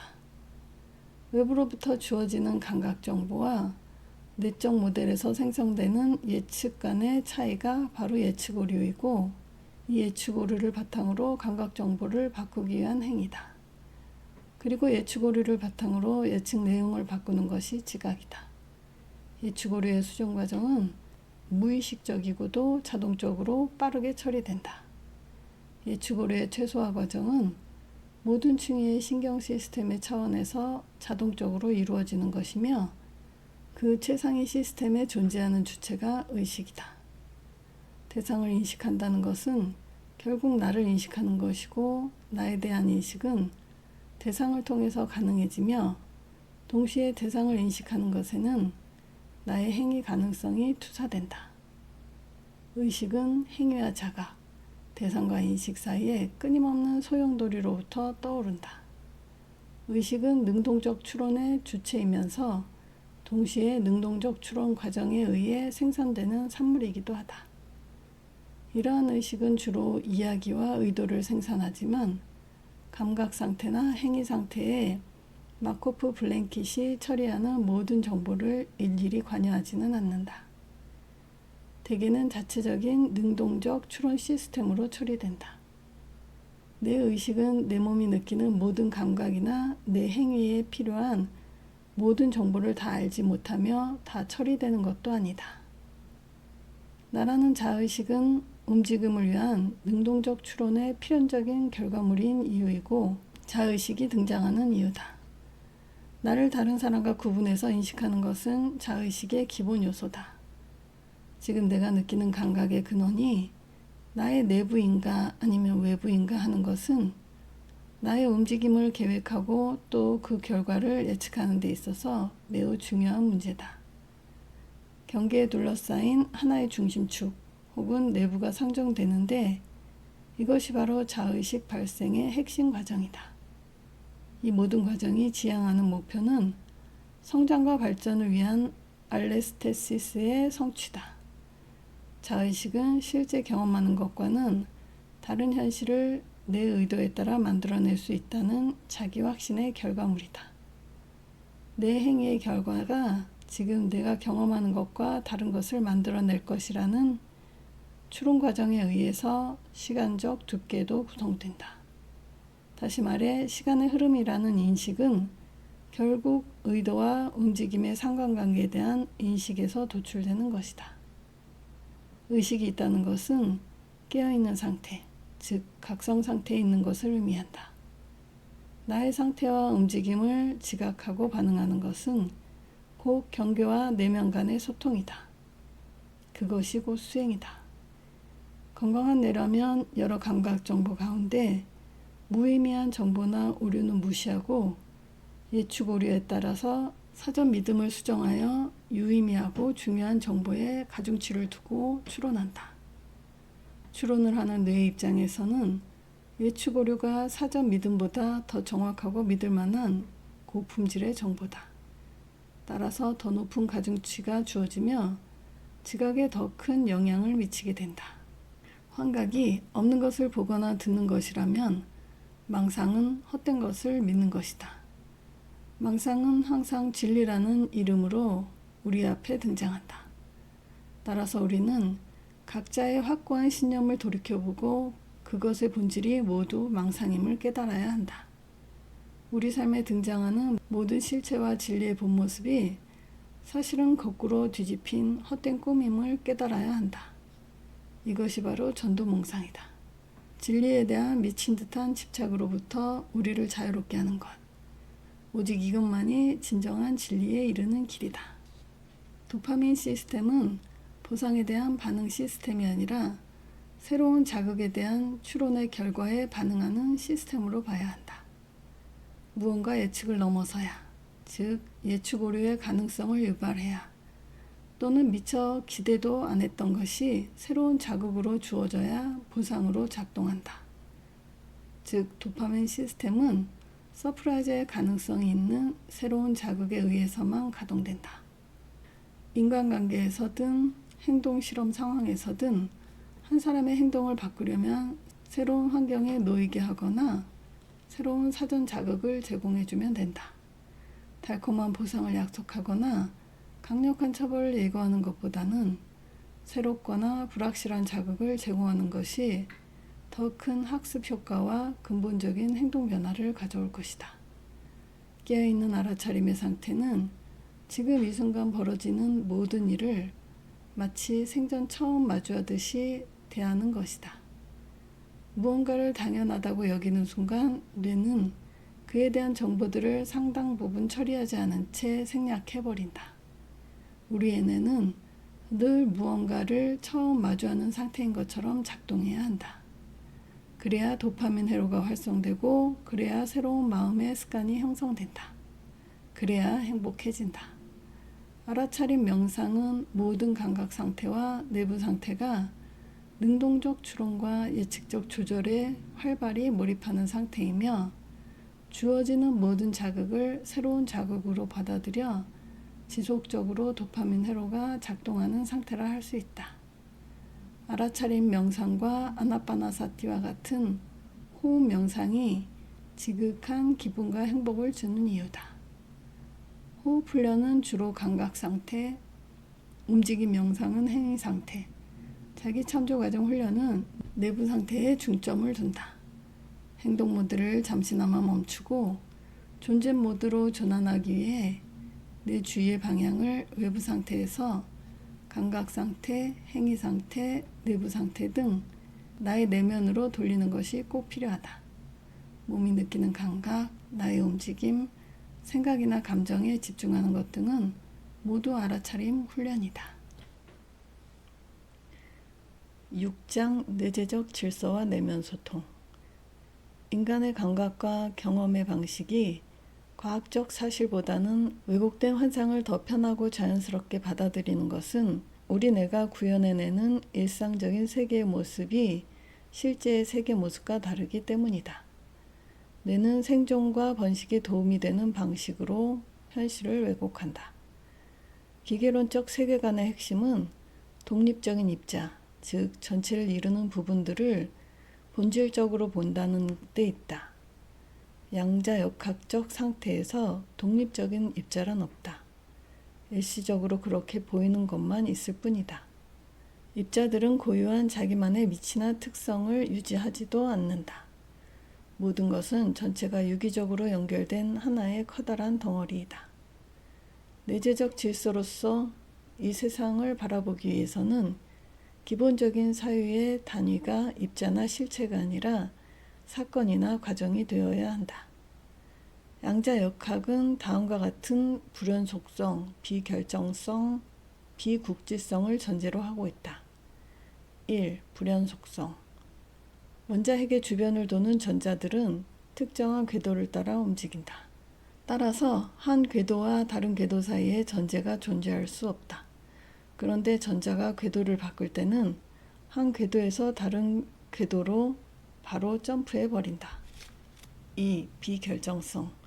모든 물질과 에너지는 두 가지 성질을 동시에 지니며 주변 환경이라는 맥락에 따라 입자처럼 행동하기도 하고 파동처럼 행동하기도 한다. 양자역학에서의 입자들은 두 가지 상태를 확률적으로 모두 지닌 중첩 상태에 놓여 있으며 그 본성이 결정되어 있지 않은 것이다. 3. 비국지성. 하나의 입자가 두 곳에 동시에 있을 수 있고 서로 멀리 떨어져 있는 입자들이 강하게 얽혀 있다. 기계론적 세계관에서는 서로 가까이 있는 것들끼리만 영향을 주고받는다. 데이빗 봄은 안으로 향하는 내향적 펼쳐짐과 밖으로 향하는 외향적 펼쳐짐의 종합을 전체적 움직임으로 개념화한다. 움직임의 총합이 곧 우주의 근본적인 실체이다. 인간이 인식하는 사물, 대상, 형태, 입자 등은 전체적인 움직임의 결과에 따라 떠오르는 부차적인 것에 불과하다. 소리는 흔히 파동에 비유된다. 소리뿐만 아니라 음악, 그리고 인간의 의식도 내재적 질서를 갖는다. 우주의 다른 모든 에너지처럼 의식도 일종의 흐름이다. 사물이 존재하기 위해서는 공간이라는 배경이 있어야 하고, 소리가 존재하기 위해서는 고요함이라는 배경이 있어야 하며, 물결이 존재하기 위해서는 거대한 바다라는 배경이 있어야 하듯이, 생각과 감정과 기억이 존재하기 위해서는 배경 자아가 있어야 한다. 소마 시그니피컨스는 물질적인 것과 정신적인 것의 통합성을 나타내는 말이다. 기호는 물질과 의미의 결합으로 정의된다. 종이에 인쇄된 잉크 자국이 독자에게 의미를 전달하는 경우나 텔레비전 화면을 구성하는 화소들이 시청자들에게 의미를 전달하는 것이 모두 기호 현상이다. 이 우주는 기호로 가득 차 있다. 물질과 에너지는 근원적으로 같은 것이고 그것을 연결해 주는 것이 의미다. 에너지와 물질이 시공간의 전제 조건이다. 시공간은 중력 등의 에너지에 의해 얼마든지 생성되고 변형되는 일종의 에너지장이어서 절대적인 기준은 될 수가 없다. 우주가 변하지 않는 것은 오직 빛의 속도뿐이다. 빛에 가까운 속도로 움직이는 것들은 전자나 중성자 같은 미립자들이다. 전자는 빛처럼 한 방향으로 쭉 가는 것이 아니라 반사되어 앞뒤로 움직인다. 이러한 자충우돌이 시간과 공간을 만들어내며 에너지를 물질 상태로 바꾼다. 물질은 에너지가 응축된 것이다. 좌충우돌의 상태가 멈추면 다시 에너지로 돌아간다. 우주의 모든 물질의 기본 상태는 에너지이다. 전자의 좌충우돌 상태가 일정한 패턴을 지니게 되면 물질이 탄생한다. 에너지의 응축이 곧 물질이 되고 시간과 공간을 탄생시킨다. 따라서 순수한 에너지에는 시간도 공간도 없다. 인간도 에너지로 이루어진 존재다. 의식도 마찬가지다. 의식은 물질이 아닌 순수한 에너지다. 인간의 의식은 시간과 공간을 초월한다. 의식은 우주 전체에 편재할 수 있다. 순수한 의식은 곧 순수한 에너지이기 때문이다. 의식은 에너지의 흐름으로 나타나는데 그것이 곧 의미다. 의미와 스토리의 생성 과정인 내면 소통 역시 에너지의 흐름이다. 데이빗 봄은 물질, 에너지, 의미가 삼자 관계를 이루고 있다고 본다. 물질을 에너지로 변환시키고 다시 에너지를 물질로 변환시키는 매개체가 바로 의미라는 것이다. 기호는 반드시 물리적 기반을 필요로 한다. 기호는 지각되어야만 하기 때문이다. 물질적 기반이 없다는 것은 우리 몸에 의해 지각될 수 없으며 지각될 수 없는 것은 기호가 될 수 없다. 순수한 아이디어나 의미 자체는 그것이 지각될 수 있는 사물에 의해 표현되지 않는 한 기호가 될 수 없다. 구체적이고도 물질과 같은 존재가 기억자아이고 그것이 배경이 되는 순수 의식이 배경자아이며 그 둘을 연결해 주는 것이 경험자아라 할 수 있다. 기억자아가 지닌 것이 바로 자의식이며 끊임없이 주변 환경이나 다른 사람들에 대해 반응하고 저항한다. 끊임없이 타인과의 비교를 통해 우월감을 느낌으로써 존재의 의의를 찾고자 한다. 경험자아는 현재 벌어지는 일을 경험할 때 작동하는 자아이다. 행복감은 지금 여기서 벌어지는 일을 통해서만 느낄 수 있다. 몰입의 경험이 대표적인 사례이다. 격렬한 운동, 공연예술, 엄청난 자연, 깊은 대화, 진정한 사랑 등을 통해 얻을 수 있는 절정 경험의 주체가 바로 경험자아이다. 기억자아는 내가 가진 어떤 것들의 총합에 불과하고 경험자가 어떤 것을 경험하는 순간에 아, 내가 지금 이러한 경험을 하고 있구나를 알아차리는 존재가 배경자아이다. 에너지와 물질을 연결해 주는 것이 의미인 것처럼 배경자아와 기억자아를 연결해 주는 것이 경험자아이다. 자아는 하나의 에너지의 세 가지 측면이 있을 뿐이다. 내면 소통 훈련의 목표는 기억자아, 경험자아, 배경자아가 모두 하나의 에너지의 흐름의 세 가지 측면이라는 사실을 깨닫고 일상생활에서 이러한 자아의 세 가지 측면이 조화롭게 어우러지도록 하는 데 있다. 데이빗 봄은 전자가 실체를 지닌 입자이긴 하지만 양자 잠재력이라는 새로운 종류의 힘에 의해서 안내되는 것이라고 본다. 양자 잠재력은 힘의 크기가 아니라 오직 형태에 의해서만 효과가 결정된다. 전자는 파동이었다가 입자였다가 하면서 상태를 바꾸기보다는 능동적 정보에 의해 가이드되는 입자로 볼 수 있다. 양자 입자나 양자 사건이 존재하기 위해서는 양자 잠재력 혹은 정보의 행위가 필요하다. 정보가 행위를 한다는 말은 실제로 물리적 실체로서 정보는 행위를 한다. 무엇인가를 행위하는 능동적인 실체이다. 의식이 몸을 가이드하듯이 능동적 정보가 물질의 형성과 작동을 가이드한다고 본다. 뇌의 작동에 의해서 생겨난 자아가 스스로를 돌이켜보고 생각하고 스토리텔링하여 자신의 기반이 되는 뇌의 작동 방식에 영향을 미칠 수 있다. 의식은 생각의 흐름이다. 모든 생각은 의미를 함축하고 있다. 함축한다는 것은 하나의 생각이 그 자체의 의미를 지니면서도 그것을 넘어서서 더 넓고 깊은 뜻으로 펼쳐나간다는 뜻이다. 의미는 항상 생각이나 언어적 표현에 함축된다. 의미의 본질은 그래서 내향적으로 펼쳐지는 내재적 질서다. 함축이라는 것은 논리적 관점에서는 결국 추론이다. 기호의 의미를 발견하는 과정이 곧 추론이다. 의식은 능동적 추론 과정의 결과로 생겨난 것이며 동시에 추론 과정을 효율적으로 통합하기 위해 생겨난 뇌의 기능이다. 인간의 의식작용의 핵심에 추론이 있다. 정보의 행위는 에너지 변화를 주어 질량을 지닌 입자를 형성하는 행위를 한다. 정보의 특징이 분명하게 드러나는 것이 인간의 커뮤니케이션이다. 한 사람의 내부 상태인 의식이 형성하는 의미와 생각이 일종의 에너지 흐름으로 다른 사람의 의식으로 펼쳐 들어가는 것이 커뮤니케이션이다. 데이빗 봄은 연속적인 사건들의 외재적 질서와 인과적 사고방식의 한계를 넘어서는 개념적 틀을 제시하는데 그것이 바로 생성질서다. 과거의 불행한 일이 트라우마나 정신장애의 한 계기가 될 수 있는 것은 분명하지만 과거의 불행한 일 자체보다는 그 불행한 일이 유발하는 고통이나 부정적 정서를 차단하고 억누르는 메커니즘을 계속 작동시키는 현재의 습관이 더 큰 문제를 불러일으킨다. 생각은 의식에 의해서 지속적으로 생성되는 것이다. 외부의 사건은 바이러스와 마찬가지로 능동적 정보로서 우리 의식의 특정 계기와 방향을 제시할 뿐이다. 생각을 만들어내고 지속해 가는 것은 의식이라는 내부 상태다. 생각뿐만 아니라 기억이나 감정 등은 그 본질이 생성 질서다. 분노의 계기가 된 사건이 아니라 기분이 상했던 일을 반복해서 되뇌이고 스스로의 분노를 끊임없이 합리화하고 상대방의 잘못을 비난하는 생각을 지속적으로 증폭시킴으로써 분노라는 감정은 계속 유지되거나 점차 강화되기 마련이다. 분노뿐만 아니라 불안이나 우울 등 다른 부정적 정서를 유지하고 증폭시키는 과정 역시 마찬가지다.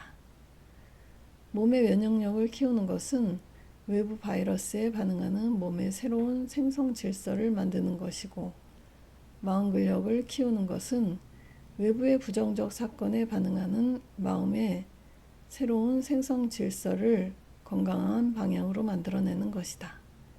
마음의 항체를 만들어내는 것이 회복 탄력성 훈련이고 생성 질서의 자동화된 반응 방식을 바꿔나가는 것은 체계적이고도 반복적인 훈련을 통해서만 가능하다. 과거의 특정한 경험에 집중하기보다는 현재의 몸과 마음이 어떻게 스스로 병을 키우고 유지하는지 살펴보는 것이 훨씬 더 중요하다. 과거의 원인에 집착하기보다는 현재의 생성 질서를 바꾸는 것이 훨씬 더 효과적이고 올바른 방법이다. 7장 내면 소통과 명상. 내가 나에게 하는 말은 나 자신에게 즉각적이고도 강력한 효과를 갖는다. 그래서 내면 소통이 중요하다.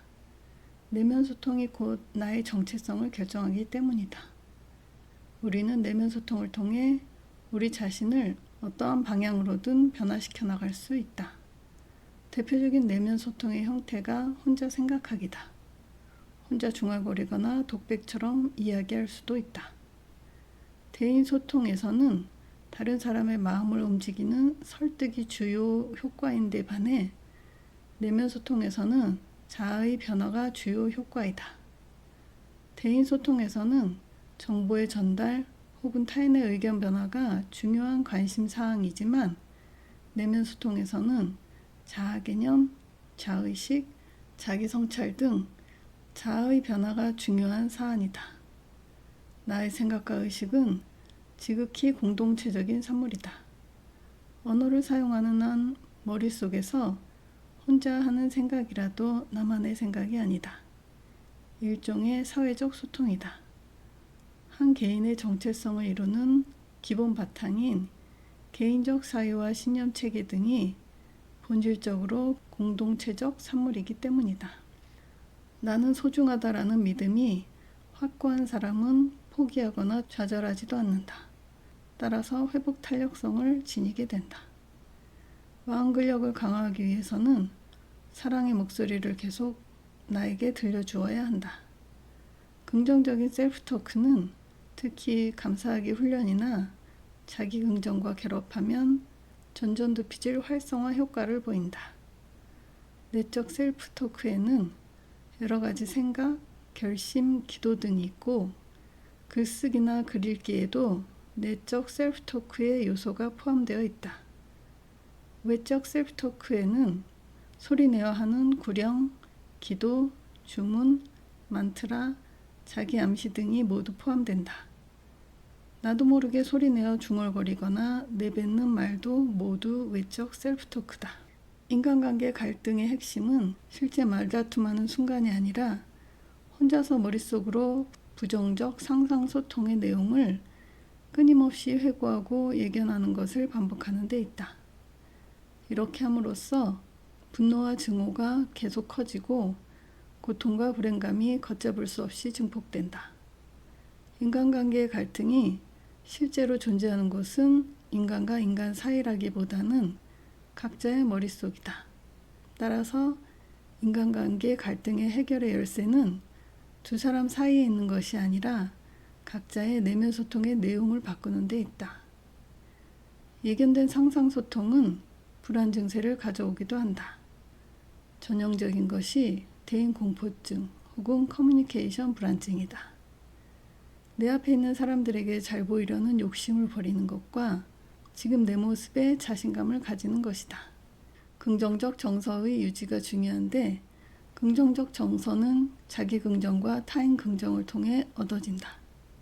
감사와 존중을 하라. 내 생각은 내가 하는 것이라기보다는 저절로 일어나는 것에 가깝다. 내면 소통 훈련의 핵심은 내적 셀프 토크를 최대한 통제하는 데 있다. 나의 생각이나 감정은 나의 심장이나 내장의 움직임과도 같다. 내가 의도하는 것도 계획하는 것도 아니라는 점에서 그러하다. 내 심장은 내 뜻에 따라 생겨나는 것이 아니다. 그것은 분명 내 몸에서 벌어지는 일인데도 나의 일이 아니다. 나의 생각이나 감정 역시 그러하다. 내면 소통 훈련의 핵심은 나의 생각이나 감정을 하나의 사건으로 알아차리고 한 걸음 떨어져서 바라볼 수 있는 능력을 키우는 데 있다. 자기 자신을 존중하고 격려하고 믿어주고 사랑하고 아끼고 소중하게 여기는 내면 소통을 습관적으로 반복하는 사람은 긍정적인 내면 소통 스타일을 지닌 사람이다. 내가 나에게 하는 스토리텔링 스타일이 곧 나 자신의 생각과 행동과 성격을 결정하고 마음 근력에도 커다란 영향을 미친다. 타인과의 관계는 나의 내면 소통에 투영된다. 소통 능력은 건강한 관계를 맺는 능력이다. 그리고 건강한 관계의 핵심은 존중이다. 타인을 존중하는 능력이 소통 능력의 핵심인데, 타인을 존중하는 것은 곧 자기 자신에 대해서도 존중심을 지닌다는 뜻이다. 자기 자신에게 스스로 자부심을 느끼고 존중할 수 있는 사람이 다른 사람도 존중할 수 있다. 나라는 자의식의 실체는 지속적인 스토리텔링을 만들어내는 것이다. 어떤 내면 소통을 하느냐에 따라 어떤 자아가 형성되는가가 결정된다. 마음근력 훈련은 자신이 원하는 자아를 꾸준히 형성해 가기 위해 그에 맞는 내면 소통을 반복적으로 하는 것이다. 이때의 의도적인 내면 소통은 내적 셀프 토크다. 일상에서 자기 자신에 대해 스스로 어떻게 생각하는지에 따라, 즉 내가 스스로 자신에게 반복해서 하는 이야기가 어떤 내용인가에 따라 나 자신을 실체로 변화시킬 수 있다. 믿음의 본질은 내가 나에게 하는 내면 소통의 일종이다. 내가 언제든 상황을 통제할 수 있다라는 믿음을 갖게 되면 스트레스 수준이 크게 낮아지고, 이에 따라 문제풀이 능력을 더 많이 발휘할 수 있다. 나 자신의 능력이 향상될 수 있다는 믿음이나 내가 환경을 통제할 수 있다는 믿음은 모두 강력한 효과를 지닌다. 핵심은 내가 나에게 진심으로 이야기하는 것이다. 나의 내부에서 끊임없이 솟아오르는 것처럼 느껴지는 나의 생각이나 경험이 사실은 외부로부터 주입된 온갖 스토리텔링의 결과임을 분명히 알아차리는 것이 내면 소통 훈련의 기본 훈련이다. 일상생활에서 꾸준히 명상하는 것은 마음의 건강에 큰 도움이 되며, 나아가 마음 근력 향상을 위한 좋은 훈련이다. 내면 소통에는 3가지 종류가 있다. 첫 번째는 내부 상태와 감각 상태 사이의 소통이다. 감각기관을 통해 의식으로 올라오는 다양한 감각 정보가 능동적 추론을 통해 어떠한 감각과 느낌으로 생산되는지 알아차리는 것이다. 감각에는 고유 감각과 내부 감각도 포함된다. 두 번째, 내부 상태와 행위 상태 사이의 소통이다. 움직임과 감정들이 어떠한 움직임을 만들어내는지를 알아차리는 것이다. 의도와 움직임의 관계에 집중하는 소통이라 할 수 있다. 세 번째는 내부 상태와 내부 상태 사이의 소통이다. 즉, 내부 상태에 존재하는 여러 에이전트의 관계에 집중하는 소통이다. 스스로 자의식을 돌이켜보거나 배경자의 존재를 알아차리는 것이 이에 해당한다. 내면 소통 명상에는 크게 3가지 종류가 있다. 첫 번째가 감각 명상이고, 두 번째가 움직임 명상이고, 세 번째가 배경자 명상이다. 첫 번째와 두 번째가 편도체 안정화와 감정 조절에 초점을 맞춘 것이고, 세 번째는 상대적으로 전전두피질 활성화 효과가 더 크다. 배경자에 대한 인식이야말로 자기 참조 과정의 핵심이므로, 알아차림 훈련을 하면 MPFC 중심의 신경망이 활성화되고 편도체는 안정화된다. 마음근력 훈련을 처음 시작하는 사람이라면 몸이 주는 여러 감각 정보에 대한 주의 집중과 근육 이완을 통해서 특히 호흡에 집중함으로써 먼저 편도체를 가라앉히는 훈련을 해야 한다.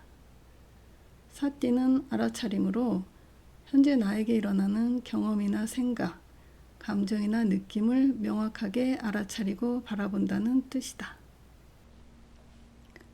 8장 편도체 안정화를 위한 내면 소통 명상. 행복감이나 삶의 만족도, 내재 동기 등을 흔히 긍정적 정서라고 표현한다. 긍정적 정서라 일컬어지는 행복감의 정서는 감정이라기보다는 오히려 생각에 더 가까운 것이다. 즐거움, 행복감, 자부심, 자타긍정, 용서, 감사, 삶에 대한 전반적인 만족도 등의 긍정적인 정서는 몸의 작용에 의한 것이라기보다는 주로 마음작용에 기반한 것이다. 반면에 부정적 정서는 전적으로 몸의 작용을 기반으로 한다.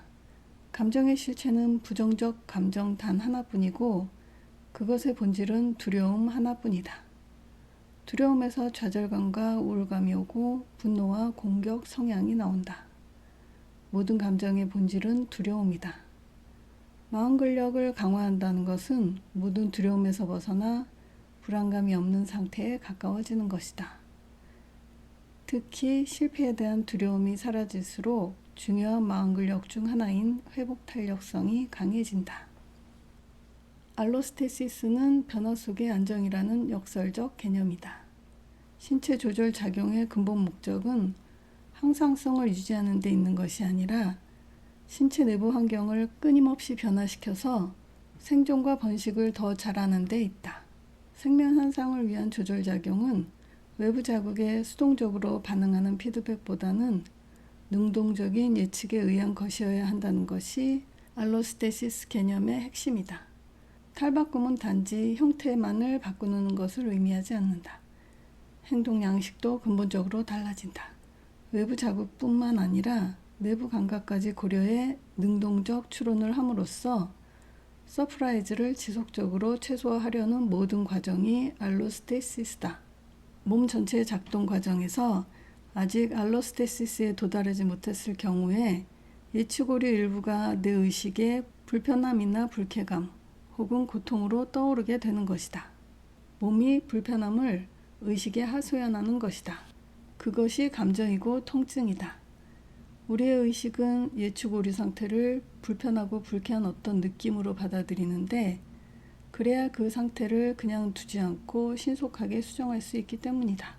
정상적인 경우라면 불쾌한 느낌, 즉 부정적인 감정은 일시적으로 발생했다가 곧 사라진다. 우리의 몸은 저절로 균형을 잡아가려는 강력한 능력을 지니고 있기 때문이다.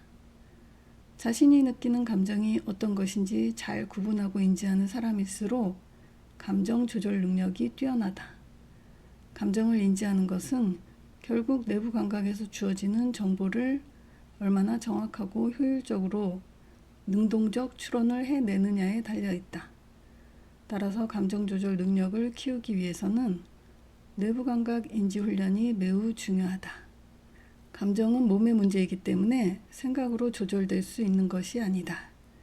감정은 몸이 주는 다양한 감각 정보를 바탕으로 구성되는 것이기 때문에 감정의 조절은 몸을 통해서만 가능하다. 감정 조절 장애와 본질적으로 같은 것이 만성 통증이다. 감정 조절 장애나 만성 통증이 지금 진행되고 있다면 그것의 계기가 무엇이든 간에 지금 그러한 감정이나 통증에서 벗어나는 것이 중요하다. 중요한 것은 무의미한 내부 감각 신호에 지나치게 중요성을 부여하는 신경 시스템의 습관을 바꾸는 것인데 말하자면 감각 정보들의 볼륨을 약화시키고 잠잠하게 하는 것이라 할 수 있다. 이것을 주의력 재배치라고 한다. 주의력은 의식 차원에서의 주의가 아니다. 내가 어디에 주의를 집중해야겠다는 의지를 발휘해서 바꿀 수 있는 주의력이 아니다. 의식이나 의도보다는 더 아래 차원에서의 문제인 것이다. 주의력 재배치 훈련의 대표적인 것이 전통적인 사띠 명상이다. 자율신경계의 지배를 받으면서 동시에 의식적인 개입이 가능한 것이 바로 호흡이다. 우리가 스스로 자율신경계에 관여할 수 있는 가장 효과적인 방법이다. 호흡은 우리의 마음 저 깊은 곳, 저 무의식의 심연으로 내려갈 수 있는 유일한 통로인 셈이다. 편도체 안정화 훈련은 나의 몸의 상태를 알아차리고 몸의 목소리를 듣는 것에서 시작한다. 내 몸이 나에게 주는 여러 가지 감각을 느끼고 어디가 긴장이 되고 이완되었는지 알아차리고 동시에 호흡이 내 몸에 가져오는 변화와 느낌들에 계속 집중하는 것이 바로 내 몸과의 내면 소통이다. 마음 근력이 약한 사람은 자신도 모르게 저절로 마음속으로 상대방을 비난하거나 비하하고 자신에 대해서도 끊임없이 비난, 비하하고 혐오하는 내면적 스토리텔링을 하게 된다. 이것을 용서, 수용, 연민, 감사, 존중, 자애 등의 긍정적 스토리텔링 습관으로 바꾸는 것이 마음근력 훈련의 핵심이다. 내부 감각은 주로 내장기관의 움직임에 의해 생기는 것이고 고유 감각은 주로 팔다리 등 사지의 움직임에 관한 것이다. 감정을 잘 인지하고 조절하기 위해서는 내부 감각의 신호에 대한 자각 능력을 키우는 내부 감각 훈련이 무엇보다 중요하다.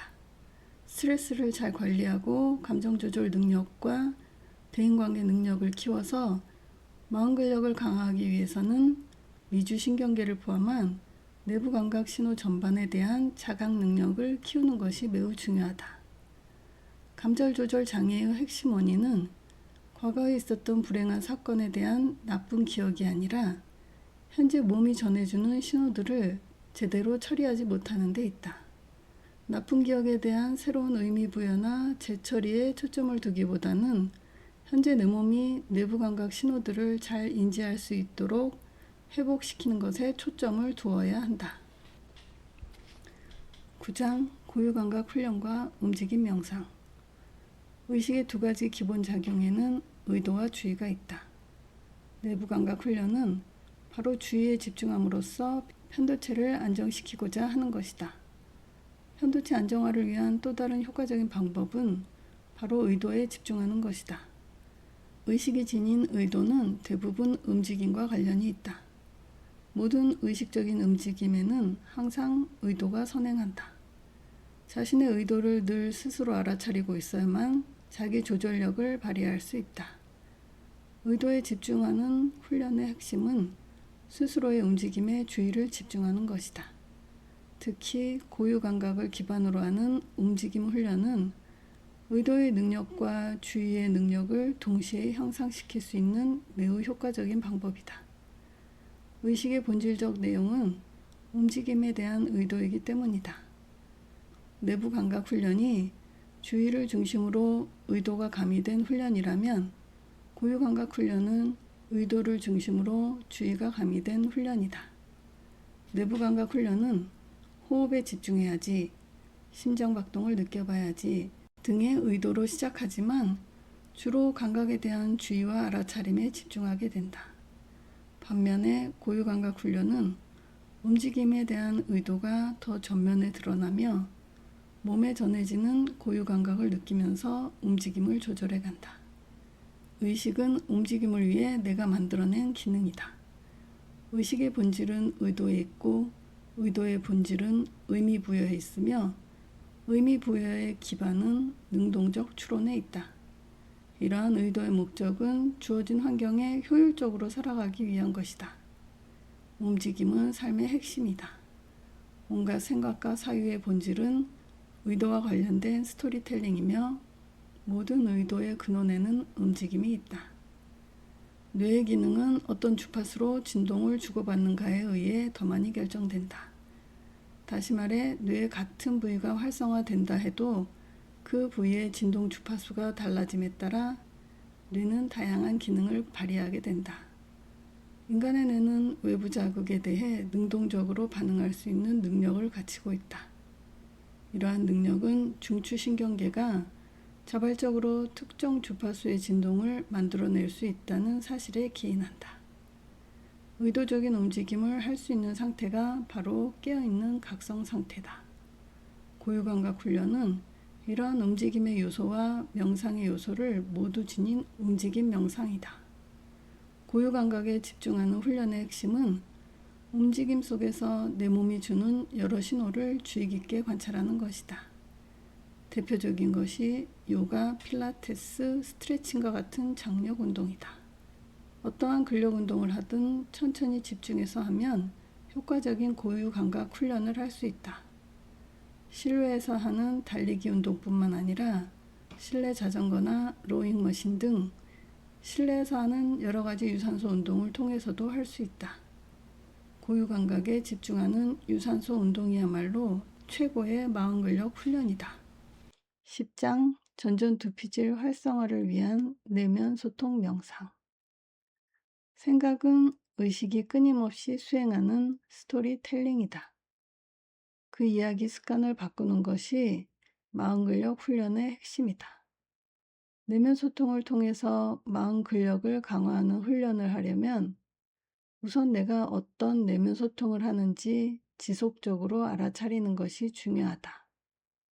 지금 나의 내면에 흘러가는 생각들이 무엇인지, 지금 내가 느끼는 감정은 어떤 것인지, 지금 나의 몸 상태는 어떤지 등등에 대해 알아차리는 것이 곧 알아차림이다. 나 자신의 생각, 감정, 행동 등을 알아차리는 것은 곧 강력한 자기 참조 과정이다. 자기 참조 과정이란 자기 자신에게 주의를 돌리는 인지적 과정을 폭넓게 일컫는 말이다. 스토리텔링으로서의 의식작용을 알아차리는 것이 핵심이다. 자기 참조 과정은 항상 지금 여기서의 나의 경험에 주의를 집중하는 것이다. 나의 생각은 내가 인식하는 대상일 뿐이다. 나는 내가 이러이러한 생각이나 경험을 하고 있음을 알아차리는 존재이다. 그것을 알아차리는 인식의 주체가 배경 자아이다. 이 훈련의 핵심은 진정한 자아인 배경 자아를 인식하는 것이다. 내면 소통은 내재적 질서로서의 내면에 떠오르는 온갖 생각, 의도, 느낌, 감정을 한 걸음 떨어져서 차분히 바라봄으로써 시작된다. 그러한 바라봄이 곧 셀프 토크의 시작이다. 인지치료의 핵심은 다음과 같다.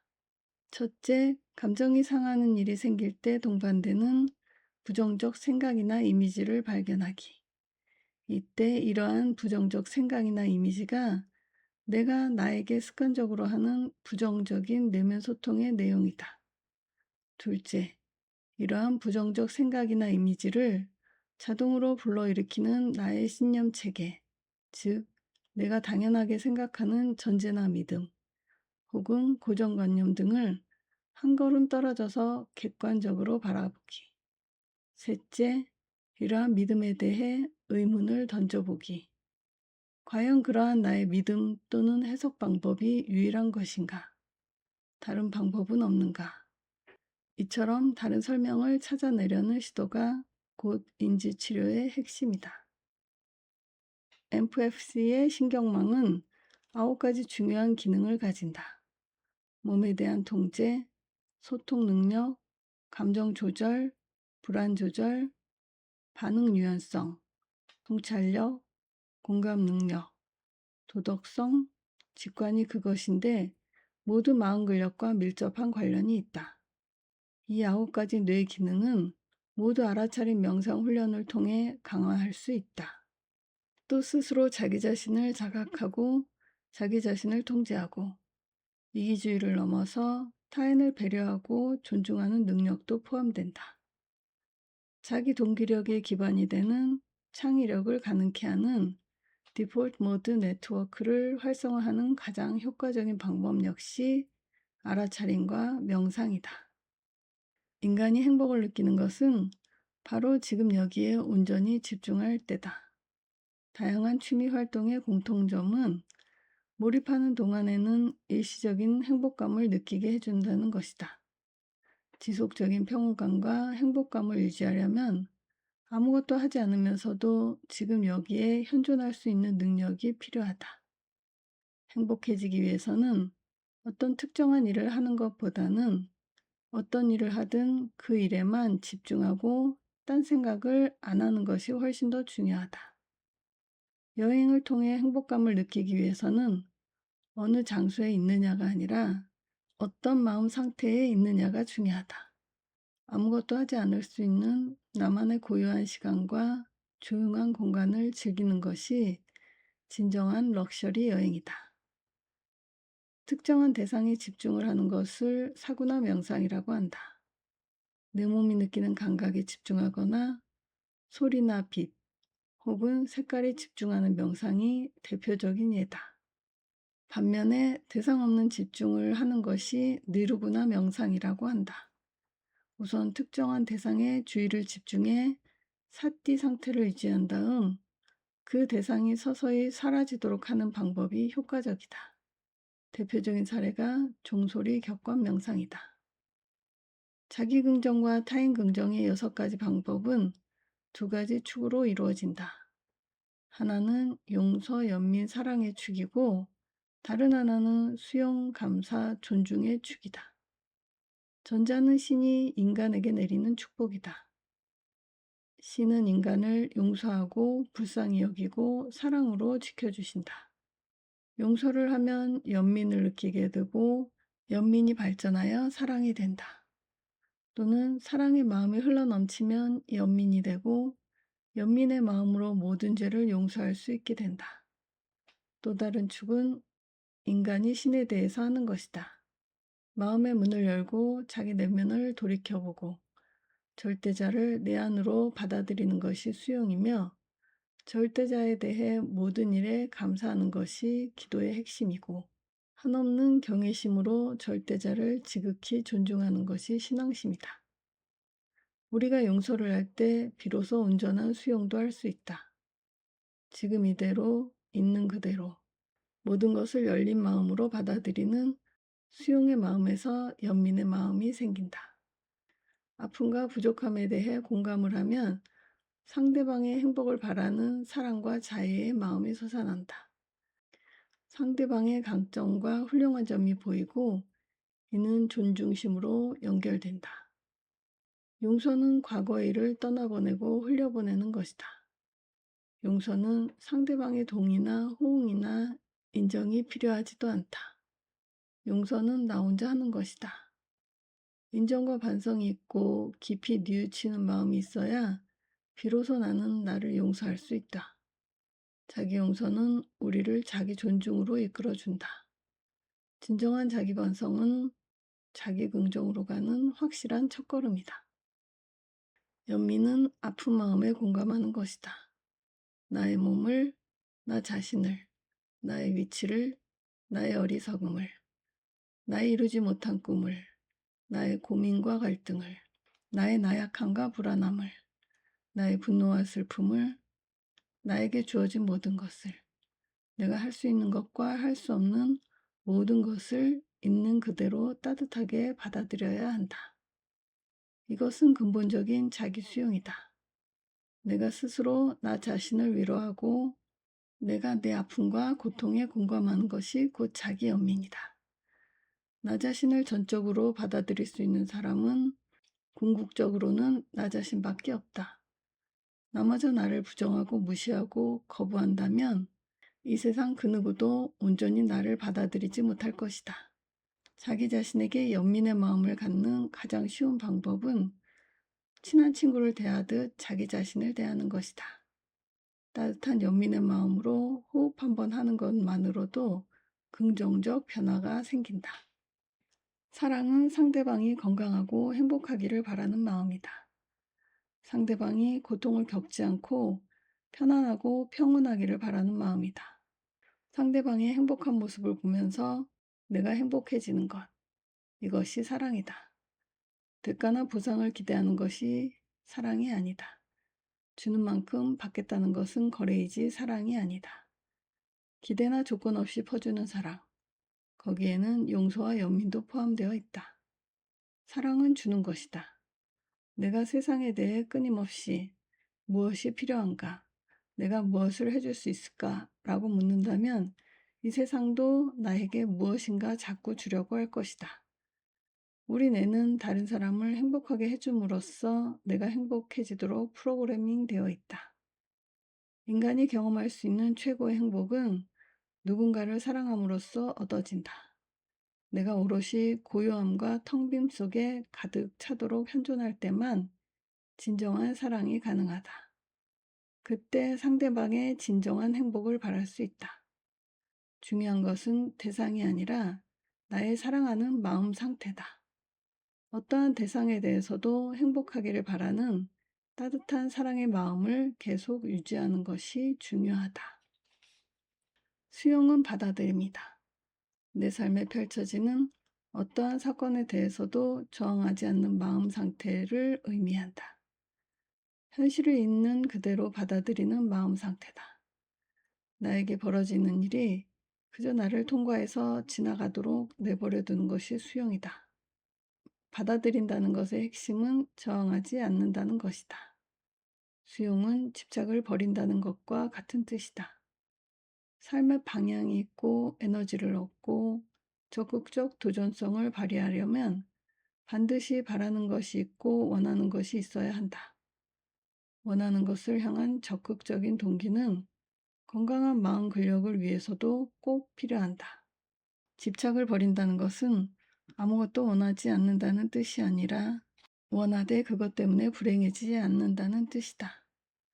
선호와 집착의 차이는 원하는 것이 충족되었을 때 분명하게 드러난다. 그것 때문에 불행해지느냐의 여부가 핵심이다. 집착은 회복 탄력성의 최대의 적이다. 이 사회는 우리의 행복이 특정한 조건, 돈, 권력, 지위, 명예, 성공, 사회적 평판, 외모 등에 의존한다고 굳게 믿는다. 대부분의 사람이 그 특정한 조건들에 집착한다. 행복의 조건은 집착의 대상이 되는 순간 오히려 불행의 조건이 되어버린다. 지금 스스로에게 질문해보라. 내가 지금 가장 원하는 것이 무엇인가?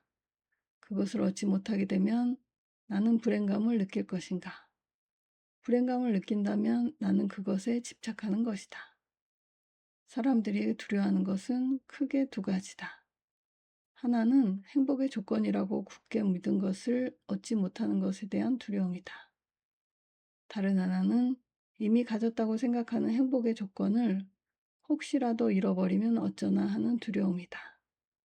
이러한 두려움을 근본적으로 없애기 위해서는 내가 얻고자 하는 성공이나 성취가 행복을 가져다 주지 않는다는 것을 확실히 깨닫고 집착에서 벗어나야 한다. 어떤 것이든 심적으로 거부하거나 저항하지 않고 조용히 받아들이는 수용의 태도를 지니면 어떠한 실패와 역경도 나를 불행하게 만들 수 없는 상태가 된다. 나의 삶이 어떻게 전개되든 나에게 어떠한 삶의 조건이 펼쳐지든 늘 만족할 수 있게 된다. 나는 오로지 만족함만을 안다 라는 오유지족의 상태이다. 마음에 걸리는 것이 없고 따라서 두려움도 없는 상태다. 오유지족을 다른 말로 하면 이미 가진 것을 원하는 마음 상태다. 이미 가진 것을 원하라. 그것이 수용이다. 지금 이 순간 있는 그대로, 지금 이대로 모든 것을 오롯이 수용하면 모든 것에 만족할 수 있고 거기에 무한한 행복이 있다. 모든 것을 가진 상태가 행복한 것이 아니라 모든 것을 버려도 더 이상 필요한 것이 아무것도 없는 상태가 진정한 행복이다. 오히려 저항하지 않으면 그 일 자체에 대해 더 잘 대처할 수 있다. 어떠한 일에 저항한다는 것은 내가 만들어낸 이야기에 내가 저항하는 것이다. 나의 내면에서 저항의 대상을 만들어내고 스스로 저항하는 것이다. 모든 저항은 내가 나에 대해서 하는 것이다. 모든 분노는 내가 나에 대해서 하는 것이다. 우리 삶에서의 모든 심리적 저항과 그 저항에 따른 분노는 나 스스로 만들어내는 것이다. 우리가 저항하는 것은 두 가지다. 이미 일어난 일과 아직 일어나지 않았으나 혹시 일어날지도 모른다는 일. 둘 다 무의미한 저항이다. 어떤 일이 일어났을 때 나쁜 일일수록 그냥 내 삶을 통과해서 지나가게 해야 한다. 그러한 일에 대해 분노나 두려움의 감정을 만들어낼 필요는 없다. 반야신경의 핵심은 마음에 걸리는 것이 없어야 두려울 것이 없게 되고 그것이 곧 최고의 행복인 열반에 이르는 길이다라는 것이다. 마음에 걸리는 것이 없어지려면 무엇인가를 얻고자 하는 마음부터 버려야 한다. 얻을 것이 아무것도 없다는 것을 깨달아야 한다. 그 무엇에도 집착할 것이 없어야 한다. 심지어 진리나 깨달음을 얻고자 매달리면 집착이 된다. 집착이 사라져야 마음에 걸리는 장애물이 다 사라지고 그래야 두려움이 사라진다. 아무것도 두려워하지 않는 상태가 곧 궁극의 깨달음의 상태이고 진정한 자유의 상태다. 마음에 걸리는 것이 없다는 것은 살아가면서 실시간으로 벌어지는 일들을 순간순간 모두 수용한다는 뜻이다. 무엇에도 집착하지 않는 것은 우리를 무조건적인 행복으로 안내한다. 어떠한 조건에도 의존하지 않는 행복이라는 뜻이다. 모든 집착을 내려놓고 수용하는 마음을 훈련한다면 어떠한 상황 속에서도 진짜 행복을 누릴 수 있다. 감사하기는 지금 나에게 주어진 것을 긍정적으로 수용하면서 동시에 그것을 준 사람을 긍정적으로 받아들이는 것이다. 감사 명상이나 감사 일기를 쓰는 등 다양한 방법의 감사하기는 그 효과가 있다. 감사 일기는 꾸준히 써야 더 큰 효과가 나타난다. 최소 매주 한 번씩 쓸 때 긍정적인 효과가 나타난다. 이러이러한 일이 있었는데 그 사람에게 감사하다처럼 자기 긍정과 타인 긍정의 두 요소가 모두 포함되어야 하므로 감사의 대상이 누구인지 분명히 밝혀야 한다. 기대하고 계획하고 의도하고 노력해서 일이 이루어질 때는 감사하는 마음이 거의 생겨나지 않는다. 그저 뿌듯한 성취감만을 느끼게 된다. 진정 감사하는 마음을 가지려면 나라는 에고에 집착하는 마음, 즉 아집을 버려야 한다. 어떤 일이든 이루어지려면 다른 사람의 도움이 없을 수 없으며 운도 따라야 한다. 모든 일에 감사하는 것이 역경 속에서도 진정한 행복을 누릴 수 있는 길이다. 청렴 결백한 높은 도덕성은 높은 자기 존중심에서 나온다. 자기 존중심은 자기 가치감에서 나온다. 어려서부터 나는 소중하다라는 자기 가치감이 뇌에 각인되어야 자기 존중감을 키워갈 수 있다. 자기 가치감은 모든 마음 근력의 근원이다. 자기 자신을 소중하게 여겨야 역경이나 시련이 닥쳐도 포기하지 않고 좌절하지 않을 수 있다. 타인의 인정으로부터 자유로운 삶을 살 수 있어야 진정한 행복이 찾아온다. 타인의 평가나 인정에서 완전히 자유로운 사람은 그 무엇에 대해서도 그 누구에 대해서도 마음속으로 설명하거나 변명하지 않는다. 자기 존중심을 강화하는 존중훈련은 세상에 대한 경외감을 키우는 것에서부터 시작하는 것이 효과적이다. 세상에 대한 경외심은 세상과 다른 사람을 도구로 보지 않는 것에서 시작한다. 대자연의 경이로운 모습을 마주할 때가 완전한 수용의 사례다. 자연에 대한 경외심이 그대로 세상 사람들과 사물로 향하도록 하는 것이 존중 훈련이다. 세상이 당신을 아무리 비난하고 모욕한다 한들 텅 빈 공간이고 고요한 평온함인 배경자는 아무런 영향을 받지 않는다. 이걸 깨달으면 진정한 자유와 행복이 시작된다. 이걸 깨달으면 혼자 있어도 스스로 평온하고 행복할 수 있는 고독을 즐길 수 있게 된다. 즐거운 고독의 상태에 있는 사람은 스스로 행복할 뿐 다른 누구도 필요로 하지 않는다. 만나는 모든 사람을 귀하게 여기고 존중해야 한다. 만나는 모든 사람을 귀하게 여기고 존중해야 한다. 한 사람 안에 온 우주가 들어있다. 대자연 앞에서 느끼는 경외심을 모든 사람에게서 느낄 수 있는 능력이 진정한 존중력이다. 11장 마음근력 향상을 위한 다양한 전통 명상. 진정한 자유와 깊은 행복감은 우연을 우연으로 받아들일 때에만 가능하다. 내가 태어난 곳, 살아있는 곳, 경험하는 이 모든 것의 기본에는 우연이 깔려 있다. 이러저러한 일은 모두 우연에 발생한 것이다. 따라서 모든 사건을 있는 그대로 받아들이는 것, 어떠한 스토리텔링도 적용하지 않는 것, 그것이 우리를 자유로움으로 이끈다. 우리의 삶은 우연히 일어났다가 우연히 사라지는 것들로 가득 차 있다. 내가 지금 이 순간 여기에 살아있다는 사실 자체가 우연이다. 우연을 우연으로 받아들이는 것이 최고의 수용이다.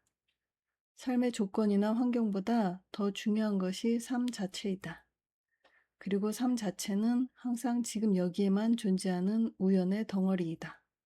적어도 우연을 있는 그대로 받아들이는 겸허한 마음 한구석에 지니고 있어야 한다. 과거와 미래에 끌려다니는 삶은 불행하다. 과거와 미래에 끌려다니는 것이 아니라 지금 여기로 끌어오는 것이 배경자의 내면 소통이다. 명상은 애쓰지 않는 애씀이다. 명상을 제대로 하면 늘 편안하고 행복해져야 한다. 명상을 꾸준히 하다 보면 몸과 마음이 평온해지고 그 평온함 속에서 지극한 행복감이 올라온다. 명상을 계속 더 하다 보면 아무 것에도 얽매이지 않는 자유로움이 온몸으로 퍼져나간다. 아무것도 원하는 것이 없을 정도로 완벽한 충족감과 만족감이 차오르면서 마치 모든 것을 다 가진 듯한 풍요로움도 느껴진다. 우유지족의 상태다. 내 몸과 마음이 완벽한 조화를 이루고 있다는 것을 알게 되고 내 주변의 모든 것들과 편안하면서도 아름다운 조화를 이루고 있음이 문득 강하게 느껴진다. 그야말로 완벽한 행복감이다. 사띠는 지금 내가 경험하고 있는 것에 지속적으로 주의를 두어 알아차리는 것을 의미한다. 대상 자체에 집중하기보다는 지금 여기서 지속적으로 펼쳐지고 있는 나의 경험을 매 순간 놓치지 않고 계속 알아차리는 것이 사띠다. 고타마 시타르타는 수행을 통해 두 가지 마음에 다다를 수 있다고 했다. 하나가 마음이 고요하고 평온한 상태인 사마타이고 다른 하나가 사물을 꿰뚫어보는 통찰력의 상태인 윗바사나다. 마음을 가라앉히고 고요한 상태가 되어야 맑고 환한 통찰력으로 나의 경험을 있는 그대로 바라볼 수 있게 된다. 불교에서 말하는 공부해야 할 것 세 가지, 즉 사막인 계, 정, 해인데 계를 지키고 마음을 고요하게 닦아 사마타를 얻으면 정에 도달하게 되고 나아가 윗바사나를 얻으면 해에 도달하게 되는 것이다.